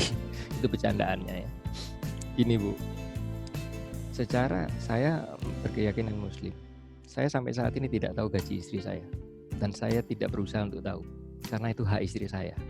Kewajiban memenuhi kebutuhan rumah tangga itu kewajiban saya. Saya katakan sama istri saya, mau kerja, ya kerja. Duitnya untuk kamu, saya tidak mau. Tapi kebutuhan rumah tangga saya tanggung jawab. gitu Bu ya. Nah, Idaman saya tidak ini, Pak. ya. Idaman ini ya. Waduh, kan luar biasa. Ya, pasti Anda Baik. tahu, pasti istri saya bahagia banget punya suami kayak saya, bersyukur banget, sujud syukur banget. Nah, yang kedua begini Bu.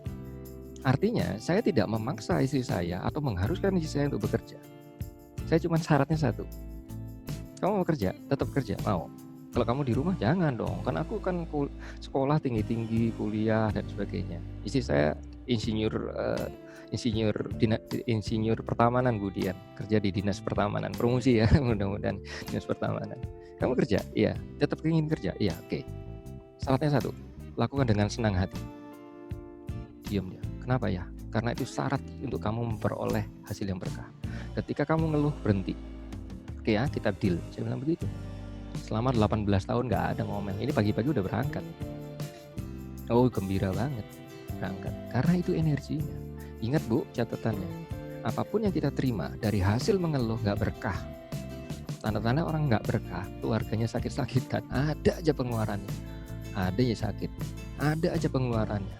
Nggak nambah-nambah, saldonya tetap aja begitu terus. Ya karena diawali dengan mengeluh. Ya sekarang bagaimana supaya kita nggak mengeluh dalam kerja, tekanan rumah tangga? Ya itu keputusan ibu. Istri saya misalnya, begitu dia pulang dia harus beres-beres. Begitu mau ayo, dia tinggal gitu aja. Oh siap. Kan kewajibanmu sebagai seorang istri, kewajibanmu sebagai seorang ibu rumah tangga. Makanya saya mengatakan begini Bu, dengan ibu siapa tadi Bu Dian? Ibu Johana. Bu Cece Johana. Ini pasti orang Bali, bukan orang Sunda, pasti namanya Cece juga. Bu, berbahagialah jadi wanita. Kita Bapak Ibu sebagai seorang laki-laki tidak akan pernah menang sama wanita. Contoh, Bu Dian pakai jilbab, gak cantik Bu, tapi saya gak akan pernah bisa pakai jilbab. Betul? Oke, betul Pak. Betul. Oke. Ibu pakai rok, pakai celana panjang pantas nggak? Pantas. Tapi saya pakai rok nggak pantas. Ibu, siapa? Iya betul kan? Ibu pasti akan mendambakan rambut panjang, betul kan? Nah, rambut pendek cocok nggak? Cocok. Saya rambut panjang nggak cocok. Pertanyaan, Ibu pakai lipstik cantik, saya pakai lipstik gila Bu. Oke, Pak. Jadi berbahagialah sebagai seorang wanita. Itu catatannya. Wanita bisa melahirkan laki-laki, mbok sampai dunia ini kiamat nggak bisa Bu. Jadi berbahagialah dengan kewajiban sebagai seorang suami. Ini bukan sebagai kewajiban sebagai seorang istri, bukan kewajiban, ini pengabdian. Bukankah surga di bawah telapak kaki ibu? Itu hak privilege yang diberikan oleh Allah. Tapi persoalannya Bapak Ibu, Bu, ini catatannya Bu ya. Khutbah, saya waktu khutbah Idul Fitri kemarin kan nggak ada khutbah Mbak Dian. Anak saya minta suruh ambil dari YouTube, ternyata yang diambil tahun 2018. Saya tanya, udah lihat nggak khutbahnya? Enggak, ya udah setel aja. Begitu disetel, di dalamnya mengatakan begini, Allah tidak akan pernah menerima amal ibadah seseorang, ya meski termasuk sholatnya, ketika dia masih bermusuhan, berselisih paham dengan orang lain, apabila memiliki dendam, terutama dengan keluarganya. Dan kedua, sabda Rasulullah mengatakan bahwa kepada para wanita banyaklah bersedekah. Kenapa banyak bersedekah? Ada dua alasan. Satu, karena Rasulullah melihat sebagian besar penghuni neraka adalah wanita. Rasulullah, bukan saya ngomong. Ini Rasulullah, Anda percaya nggak percaya, ini keimanan Anda. Yang kedua, Rasulullah mengatakan, kenapa harus banyak bersedekah? Karena seorang wanita banyak mengeluh dan mengumpat, tidak bersyukur dengan nikmat suami. Itu catatannya. ya, jadi baik-baik sama suami Anda, nggak usah banyak ngomel di rumah. Kalau nggak mau menahan dari Rasulullah. Dan Rasulullah bersabda, jika saya, Rasulullah yang ngomongnya bukan Nyoman, jika saya punya wewenang untuk memerintahkan orang lain atau seseorang untuk bersujud selain kepada Allah, maka aku perintahkan kepada seorang istri di muka bumi ini untuk sujud kepada suami. Karena surga terbuka lebar ketika suami memberikan restu. Nah, gimana coba? Saya kalau ngomong, kalau jawabnya susah, saya langsung kembalikan ke agama Mbak Dia. Udah, siapapun yang menentang agama, keimanan Anda diuji. Jadi baik-baik para ibu-ibu sama suami minta restu yang baik, sujud gitu ya, sungkem gitu ya, supaya pintu surga terbuka luas. Amin, amin. Baik, begitu Ibu Cece dari Pak Nyoman. Baik, ini udah dalam Pak Edison. Pak Edison, mangga Pak. Langsung dengan beliau Pak. Baik, terima kasih Pak. Ini ada masalah mindfulness dari pandemik tadi nih Pak. Iya Pak Edison. Ini kan sama dengan orang yang sudah mendapatkan COVID ini, sama dengan orang yang mantan narapidana ini. Nah, ini persoalannya ketika terjadi atau sudah habis atau mungkin sudah habis penyakit dari pandemi itu, lalu kemudian di tengah masyarakat tidak mau manusia atau masyarakat menerima itu. Seolah-olah kita masih ada juga gejala-gejala seperti ini. Seolah-olah ada menjadi beban juga pada diri kita sendiri. Seolah kita diasingni oleh orang nih Pak. Ini gimana ceritanya ini kan? Jadi apa yang harus kita lakukan yang seperti ini nih? Iya Pak. Ini, ya, Punten Pak Edison dari mana ini Pak ya? Saya dari Balai Diklat Kagman Padang nih. Oh, Oke, dari Padang. Oke, jauh. Baik, silakan Pak. Terima kasih nih Pak. Terima kasih Pak. Padang saya 2 kali ke Padang Pak. Insya Allah yang ketiga Bapak yang ngundang. Ini doa aja Pak. Pak nggak usah pikirkan kalau Bapak ngundang saya bayar honor Bapak Pak. Saya tidak pernah mau mikirkan honor ya. Bapak aja yang mikirkan. Pak nggak usah dipikir ya Pak ya. Diagendakan aja Pak. Oke, makasih Pak. Makasih Pak. Diagendakan. Gini Pak jawabannya Pak. Saya tidak menganalogikan ini sebagai narapidana Pak. Analogi saya berbeda. Ini tergantung analogi Pak. Kalau Bapak menganalogikan sebagai narapidana, itu keputusan Bapak. Saya menganalogikannya berbeda. Analogi saya adalah sebagai seekor kepompong. Kepompong itu, calon kupu-kupu, itu ditekan Pak. Bapak kalau ketemu kepompong itu, calon kupu-kupu, kalau dibuka dia, Bapak iseng Bapak buka, kupu-kupu nggak akan pernah bisa hidup dan dia tidak akan bisa terbang. Itu satu Pak. Dan saya menganalogikan kita berada di kepompong dan begitu siap untuk terbang dan menjadi kupu-kupu yang indah. Itu analoginya pertama. Analogi yang kedua, seekor elang, Bapak Ibu semuanya, elang itu di usia 40 tahun, dia mengalami sebuah perubahan. Perubahannya sangat signifikan. Satu, dia mengalami bulu-bulu yang sangat tebal yang membuat dia nggak bisa terbang dengan karena berat, nggak bisa terbang dengan leluasa. Dua, cakarnya melengkung Pak, nggak bisa mencabik mangsa. Terakhir Pak, ini paruhnya melengkung, dia nggak bisa makan. Maka yang dia lakukan adalah dia terbang ke arah di atas yang paling tinggi dan selama 50 hari dia melakukan sebuah perubahan yang sangat menyakitkan, tanda kutip sangat menyakitkan. Apa yang menyakitkan? Semua burunya dirontokkan, cakarnya dicabutin Pak, dan terakhir paruhnya dipatahkan. Selama 50 hari dia melakukan sebuah perubahan, tapa brate katanya gitu, katanya Pak Wiret. Dia tapa untuk mengalami sebuah perubahan supaya keluar semua hal yang baru, bulunya keluar, cakarnya keluar yang baru, paruhnya keluar yang baru. Tapi kalau dia tidak sanggup dengan perubahan selama 50 hari ini, mati dia Pak di usia 40 tahun itu.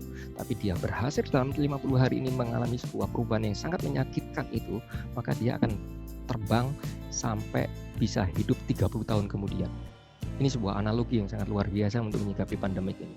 Selama 3 bulan, kita kalau menyikapi sesuatu ini adalah ujian untuk meningkatkan keimanan dan ketakwaan kita akan terbang dengan sangat luar biasa. Bapak pasti tahu basicnya dengan seorang haji, pasti tahu persis. Jadi analoginya harus kita ubah. Gitu ya Pak Haji ya. Terima kasih Pak ya. Terima kasih Pak. Baik, terima kasih Pak Edison. Pertanyaan terakhir nih yang kita ambil nih dari Pak Hendris Agung dari aparatur nih Pak. Untuk mempertahankan state positif harus dimulai dari mana dulu Pak? Dari pikiran, dari tubuh, yang mana dulu nih Pak? Mohon penjelasan. Beliau ini sangat mencintai perkebunan Pak. Ya, yang saya paparkan tadi Pak, tadi kan mind, body, and soul. Kita akan melakukan tes sederhana boleh ya, sebentar saja tes sederhana ini. Yang ada di yang on kamera di depan saya aja, Mbak Dian juga boleh ikut. Tangan Anda begini Mbak, Pak Sindung, Pak Edison boleh ikutin. Kemudian dekatkan. Yang lainnya yang belum on kamera boleh dekatkan begini. Kemudian tutupkan. Tutup. Oke, lihat jari tengah Bapak Ibu, yang mana yang lebih panjang? Ini pernah saya lakukan di Garut ini. Jari tengahnya, gak usah digeser-geser. Bisa kanan, bisa kanan. Oke, Mbak Dian, yang kanan taruh di meja Anda, yang kiri taruh di atas seperti ini. Ya, Yang Oke. panjang taruh di bawah, yang kiri taruh yang pendek taruh di atas. Atau kalau sama, Bapak Ibu ada yang sama, pilih salah satu yang mana yang mau ditaruh di atas atau di bawah. Kalau misalnya Pak Sinung yang panjang itu kirinya di bawah. Kalau yang panjang kanan oke di bawah. Oke. Kita akan melakukan sebuah saran atau sugesti kepada tangan yang di atas. Lihat ke tangan Bapak sama Mbak Dian, silakan dilihat gitu. Ikuti kata-kata saya dalam hati ya. Ikuti kata-kata saya dalam hati. Wahai jari tengah yang saya lihat ini, wahai jari tengahku yang aku lihat ini, aku perintahkan saat ini juga lebih panjang dari sebelumnya. Wahai jari tengahku ini yang aku lihat ini, aku perintahkan untuk lebih panjang dari sebelumnya. Dan saya yakin dan saya izinkan sekarang juga lebih panjang dari sebelumnya. Oke, siap, udah selesai. Nah ya, gini kan lagi, dekat kan, tutup, lihat apa yang terjadi, confirm. Betul, lebih panjang. Iya, yang kiri. Iya, Pak Saya Sinung harus sering-sering lebih putih, lebih sehat gitu ya Pak ya. Kayak sulapan ya Pak. Kayak sulapan. Yang hebat bukan saya Pak, yang hebat Bapak Pak. Karena Bapak mengizinkan itu terjadi dalam pikiran Bapak. Itu kan bukan tangan yang Bapak yang panjang Pak, karena meletakkannya, tapi pikiran bawah sadar. Enggak pas ya. Iya, pikiran bawah sadar Bapak yang memerintahkan itu. Artinya main Bapak. Pikiran Bapak, saya ulang ya, pikiran Bapak mengizinkan sugesti saya, saran saya dalam pikiran Bapak, sehingga tubuh Bapak ngikutin. Nah, sampai dari sini, Bapak tahu, yang bertanya, tahu dimulai dari mana? Bukan dari tubuh, dari sini Pak. Bapak mau begini setiap hari ke fitness, tapi ininya nggak diubah, percuma. Tapi kalau ini diubah, tubuh kita berubah. Makanya saya katakan, bagaimana Anda memutuskan berangkat tadi pagi ini? Saya yakin yang terlambat nyesel nggak ngikut webinar ini. Yang live ini dari 600, dari 700 live 200 nyesel Pak. Saya yakin. Itu tergantung Bapak menyikapi. Jadi mulai dari sini dulu Pak. Itu jawaban saya. Betul kan? Bapak membuktikan sendiri kan Pak Sinung ya Pak ya? Betul. Iya. Tapi don't try at home ya Pak ya.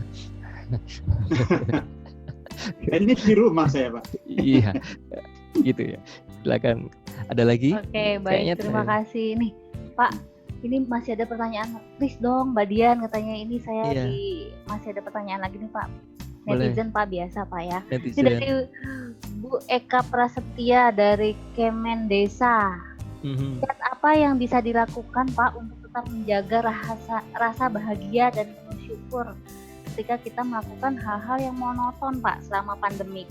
Karena sifat dasar manusia kan kalau melakukan hal-hal yang begitu saja itu bosan. Pak, sampai nemukan titik jenuh. Nah, gimana tuh Pak? Supaya maintenance ya Pak? Ya, sekarang coba saya gampang ya. Ini inspirasi, bukan inspirasi lah ya. Saya belum tentu juga bisa menginspirasi Anda. Saya basicnya adalah bagaimana saya bisa bersyukur dengan bersedekah, itu aja basic saya. Contoh nih, saya lakukan tanggal 12 Maret itu saya berada di Bandung. Saya diundang sama Paskas Angkatan Udara sampai 13 Maret. Tanggal 14 Maret itu sudah ramai di kereta api. Bahwa pandemik Senin itu sudah di lock untuk tidak bisa keluar kemana-mana. Stres nggak? Stres saya Pak. Semua project ditunda Pak, di project saya Pak. Tahun depan Pak, Bapak bersyukur Bapak Ibu masih bisa kerja, dapat gaji. Saya siapa yang gaji saya? Tapi saya dalam waktu itu kan beberapa saat saya switch semuanya. Oke, seharusnya saya keluar kota. Ngapain nih saya gini? Gampang, saya buka lemari, saya liatin lemari. Rapiin asik nih gitu ya. Lihat bajunya. Mana yang baju nggak kepake, sumbangin, asik nih gitu kan. Udah gampang begitu. 3 kolam di rumah saya kuras Bu. 3 kolam saya kuras, saya semen, saya nggak mau ngomong apa-apa. Buktinya ada, bisa saya shoot kamera. Saya tanam lele di rumah. Begitu saya nanam lele, muncul tuh apa kiat-kiat untuk ternak di dalam ember itu. Apa istilahnya, dumdamber apalah itulah mohon maaf kalau salah itu. Budidaya ikan lele dalam ember. Saya udah duluin. Lele saya tinggal panen sekarang. Saya mengubah semua perilaku. Karena begini, saya share kepada Anda. Nah, jawabannya ini penting banget Pak Dian, saya izin ya supaya confirm saya. Sebentar. Oke.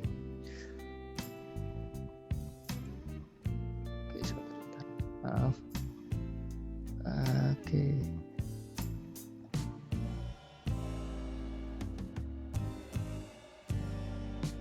Nah, rutinitas ya, kita ngomong rutinitas. Basic saya itu bersyukur. Basic saya itu yaitu untuk banyak berbagi. Ini ya, yang disebut dengan habit change, yang pada siapapun yang bertanya. Habit change itu adalah sebuah kebiasaan, atau habit itu adalah sebuah kebiasaan. Diawali dari, habit yang diulang-ulang itu akan menjadi sebuah karakter. Ya, habit, kebiasaan diulang-ulang jadi karakter. Habit yang dilakukan bersama-sama, diulang-ulang jadi culture. Itu makanya culture atau budaya PPSDM atau di luar kementerian, di luar sana akan berbeda dengan culture lain. Itu tergantung bagaimana pembentukan kebiasaan. Kebiasaan itu diawali dari mana? Dari perilaku yang diulang-ulang, gitu Bu. Dan perilaku ini awalnya dari mana? Dari kata-kata. Kembali lagi kata-kata. Dan kata-kata itu awalnya dari mana? Dari pikiran. Nah, sampai di sini saya lanjutkan grafiknya, Bapak Ibu. Culture sama karakter ini menghasilkan yang disebut dengan destiny atau nasib. Nah, dari sini Bapak Ibu sudah lihat habit Anda yang Anda bentuk mempengaruhi nasib Anda, dan nasib Anda pasti Anda pikirkan. Nah, sekarang keputusan tetap di tangan Anda. Anda memperbaiki habit Anda sesuatu yang positif, nasib Anda berubah. Bukankah di Muslim, di agama Islam disebutkan Allah akan mengubah nasib sebuah kaum ketika kaum itu sendiri yang mengubahnya. Itu landasannya. Saya harus kembalikan ke sana. Ketika kita mengubah habit ini, habitnya itu termasuk man anybody soul. Tidak hanya perilakunya kita ubah, ininya juga diubah. Bagaimana kita memaknai rutinitas itu? Ada sebuah statement begini, Mbak Dian. Statementnya adalah,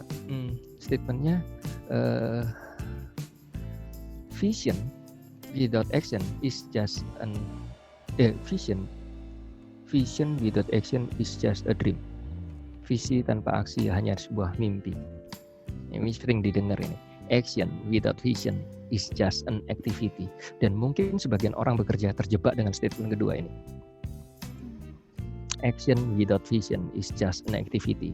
Banyak orang terjebak dengan rutinitas dan dia merasa bosan dan ujung-ujungnya mengeluh karena dia tidak punya visi yang jelas dalam bekerja. Saya sudah sampaikan tadi, visi bekerja itu cuma satu, beribadah sesuai dengan agama masing-masing.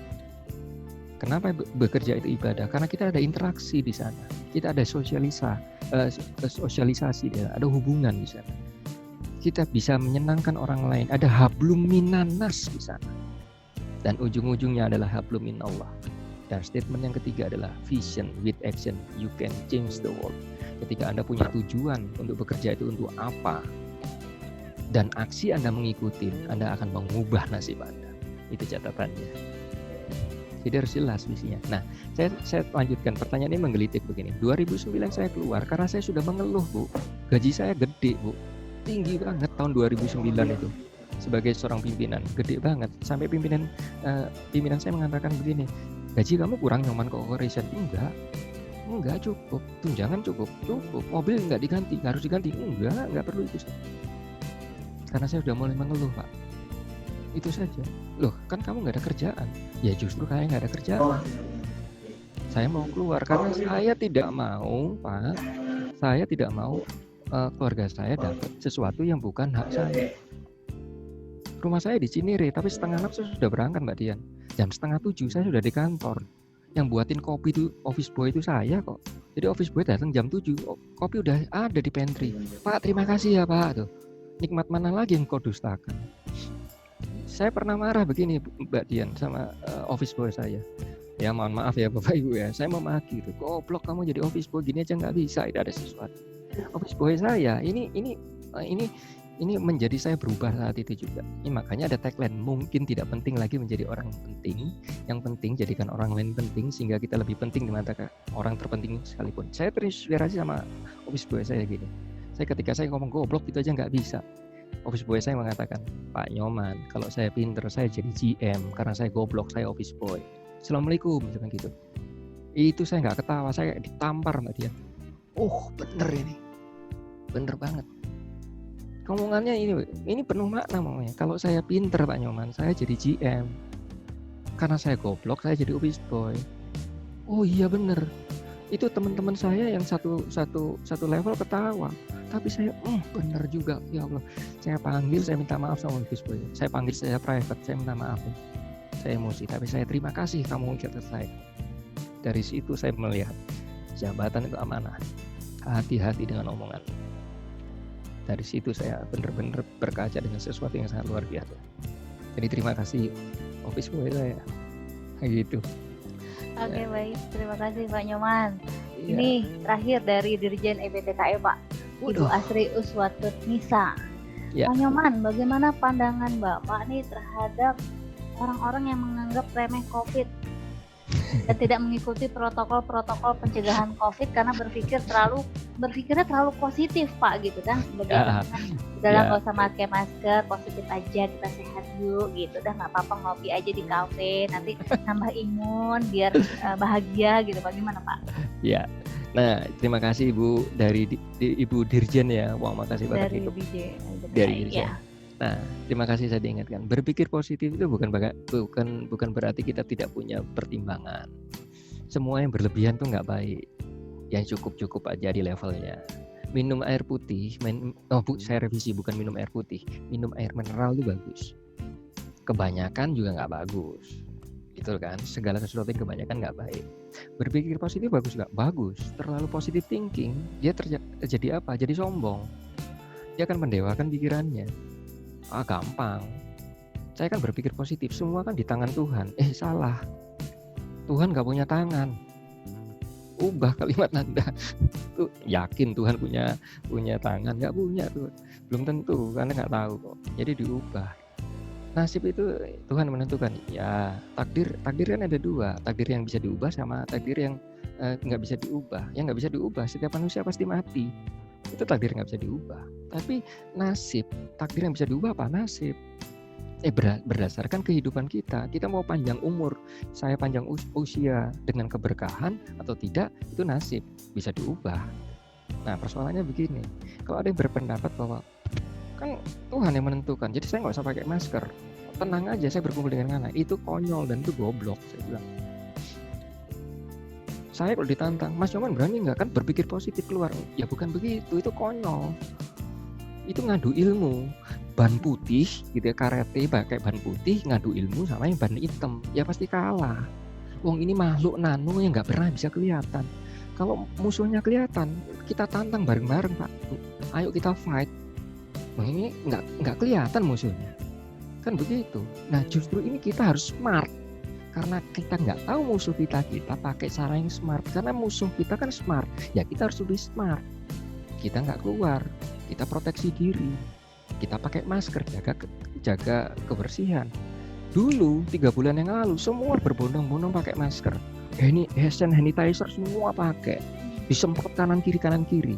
Sekarang saya lihat siapa yang bawa hand sanitizer? Nggak semua. Siapa yang bawa masker pakai dengan benar? Enggak semua. Pakai masker cuma di sini kebuka. Ini persoalannya apa? Tidak menyadari tentang penggunaan itu. Nah, persoalannya kemudian saya sudah pakai masker. Seseorang udah pakai masker, sudah hand sanitizer, sudah menjaga, kena, ya nasib, takdir kan. Kan begitu. Kita yang penting ikhtiar, sudah berusaha. Tapi orang gila nggak kena gitu. Allah punya kuasa. Gitu kan, sudah menjaga kesehatan, jaga kesehatan kena, Allah punya kuasa. Tetapi kalau kita tidak punya benteng diri, ya ada tembok nih ya. Teman saya ngomong kemarin ya, ngingetin statement saya 25 tahun yang lalu. Kita kalau ketemu tembok, kalau kita berhadapan dengan tembok, ya jangan dilawan tembok ini. Ya kita belok ke kiri, kalau enggak kita lompat, jangan dilawan di sini. Kecuali kita punya bulldozer, kecuali kita punya tank, hajar tank ini. Tapi kalau dengan tangan kosong ya hancur tangan kita.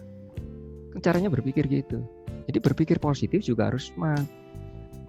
Gitu Bu. Nah negatif boleh nggak? Boleh, supaya kita waspada. Misalnya begini, kalau nggak bawa masker gimana nih? Kalau nanti kena debu kan begitu. Oh ya pakai masker. Nanti kalau kotor gimana? Oh ya, kalau saya nggak berpikir, nanti ketularan, enggak. Saya nggak berpikir begitu. Tangan saya kotor gini, wah nanti kalau saya makan kan kotor. Ya saya nggak berpikir COVID, ya udah. Gitu aja mikirnya, simpel.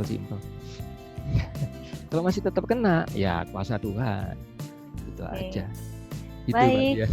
terima kasih Pak Ya, Bu Dirjen. Nyoman. Ya, sangat menarik sesi tanya jawab dan diskusi di knowledge sharing perdana kali ini.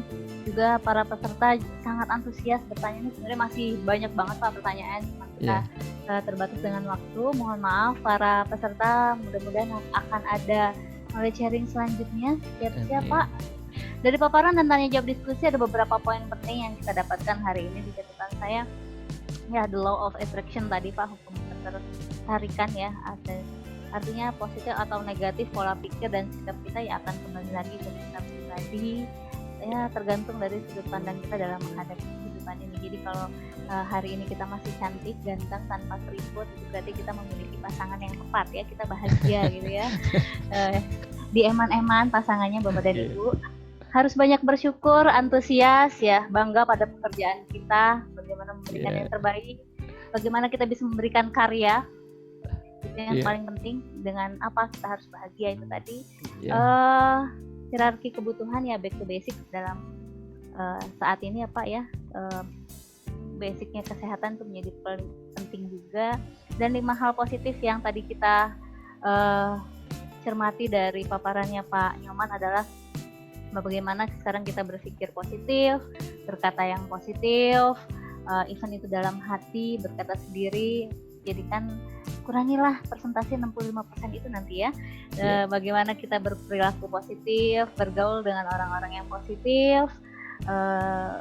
Dan tadi ada juga yang paling penting dari yang saya catat adalah bahagia itu adalah hak secara hakikat tanpa syarat. Betul. Gitu.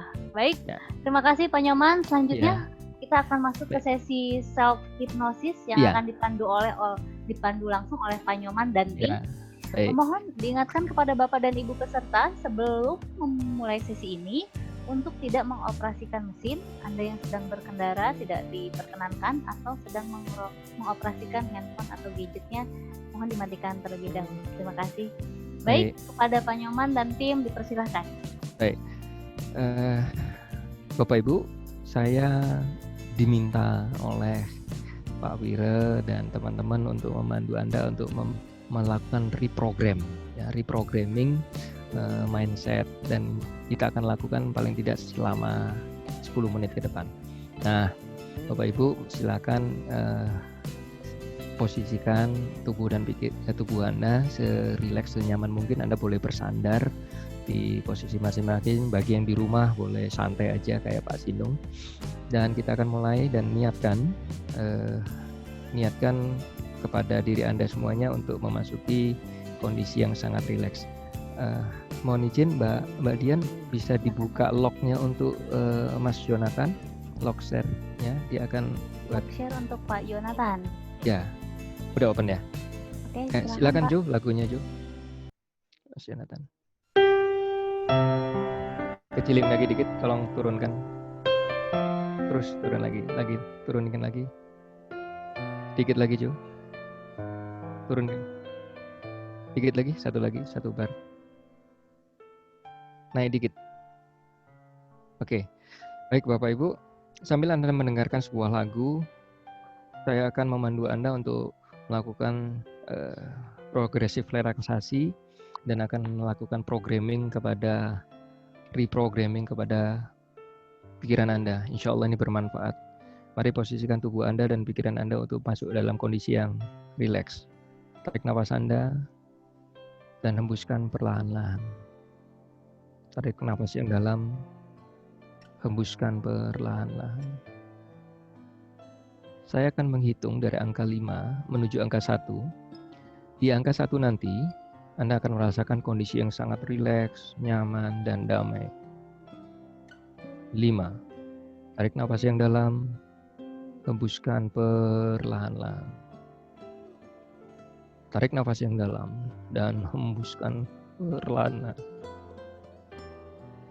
Sadari keberadaan nafas Anda dan sadari keberadaan nafas itu dengan sangat luar biasa.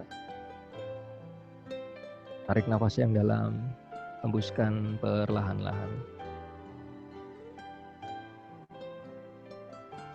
Sambil Anda menyadari keberadaan nafas itu dan sadari pula bahwa Anda masih dalam kondisi sehat, segar, dan bugar.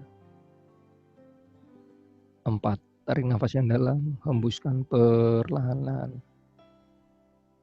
Ucapkan rasa bersyukur kepada Sang Pencipta sampai saat ini, dan yakinkan bahwa sampai saat ini dan seterusnya Anda dalam kondisi sehat, segar, bugar. Ucapkan terima kasih kepada seluruh organ tubuh Anda.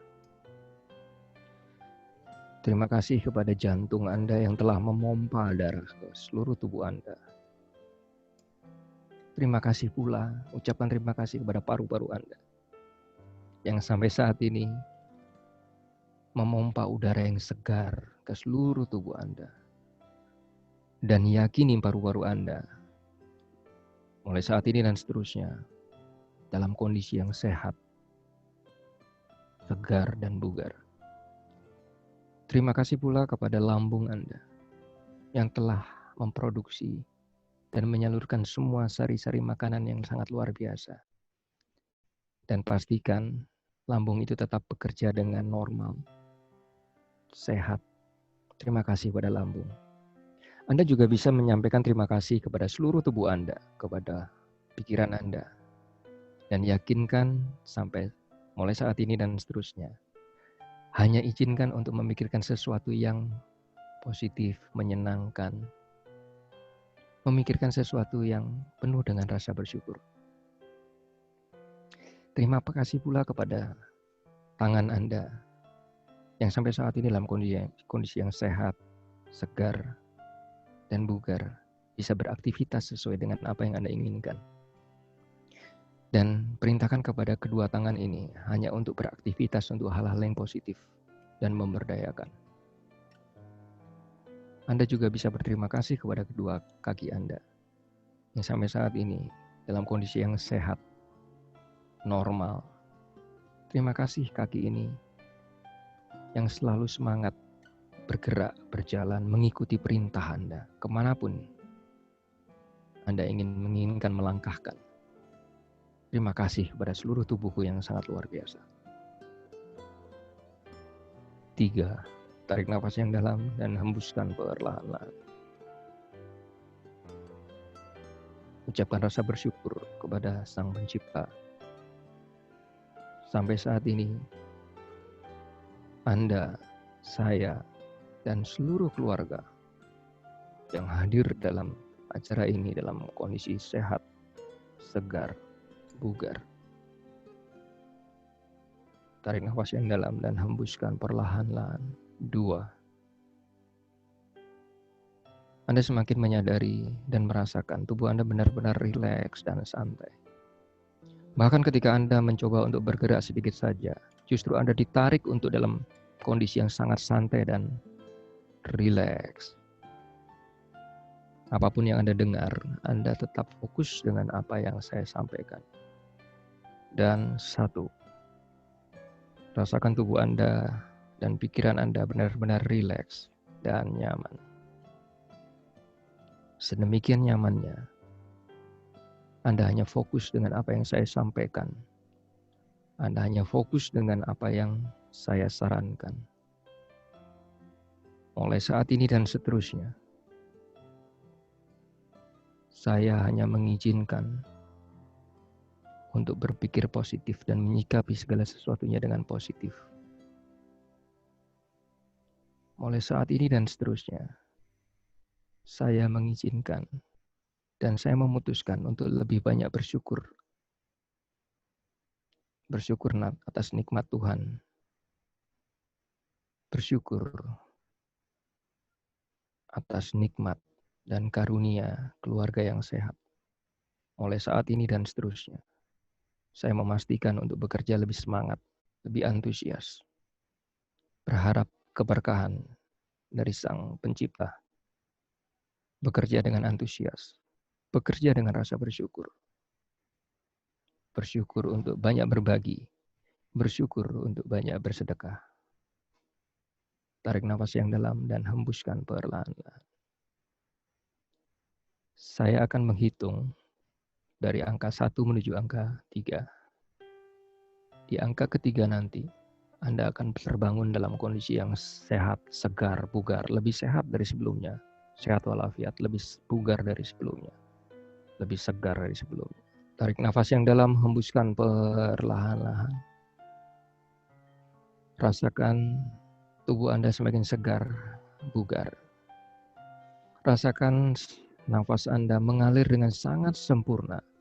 Paru-paru mengembang dengan sempurna, bagaikan bunga yang bermekaran.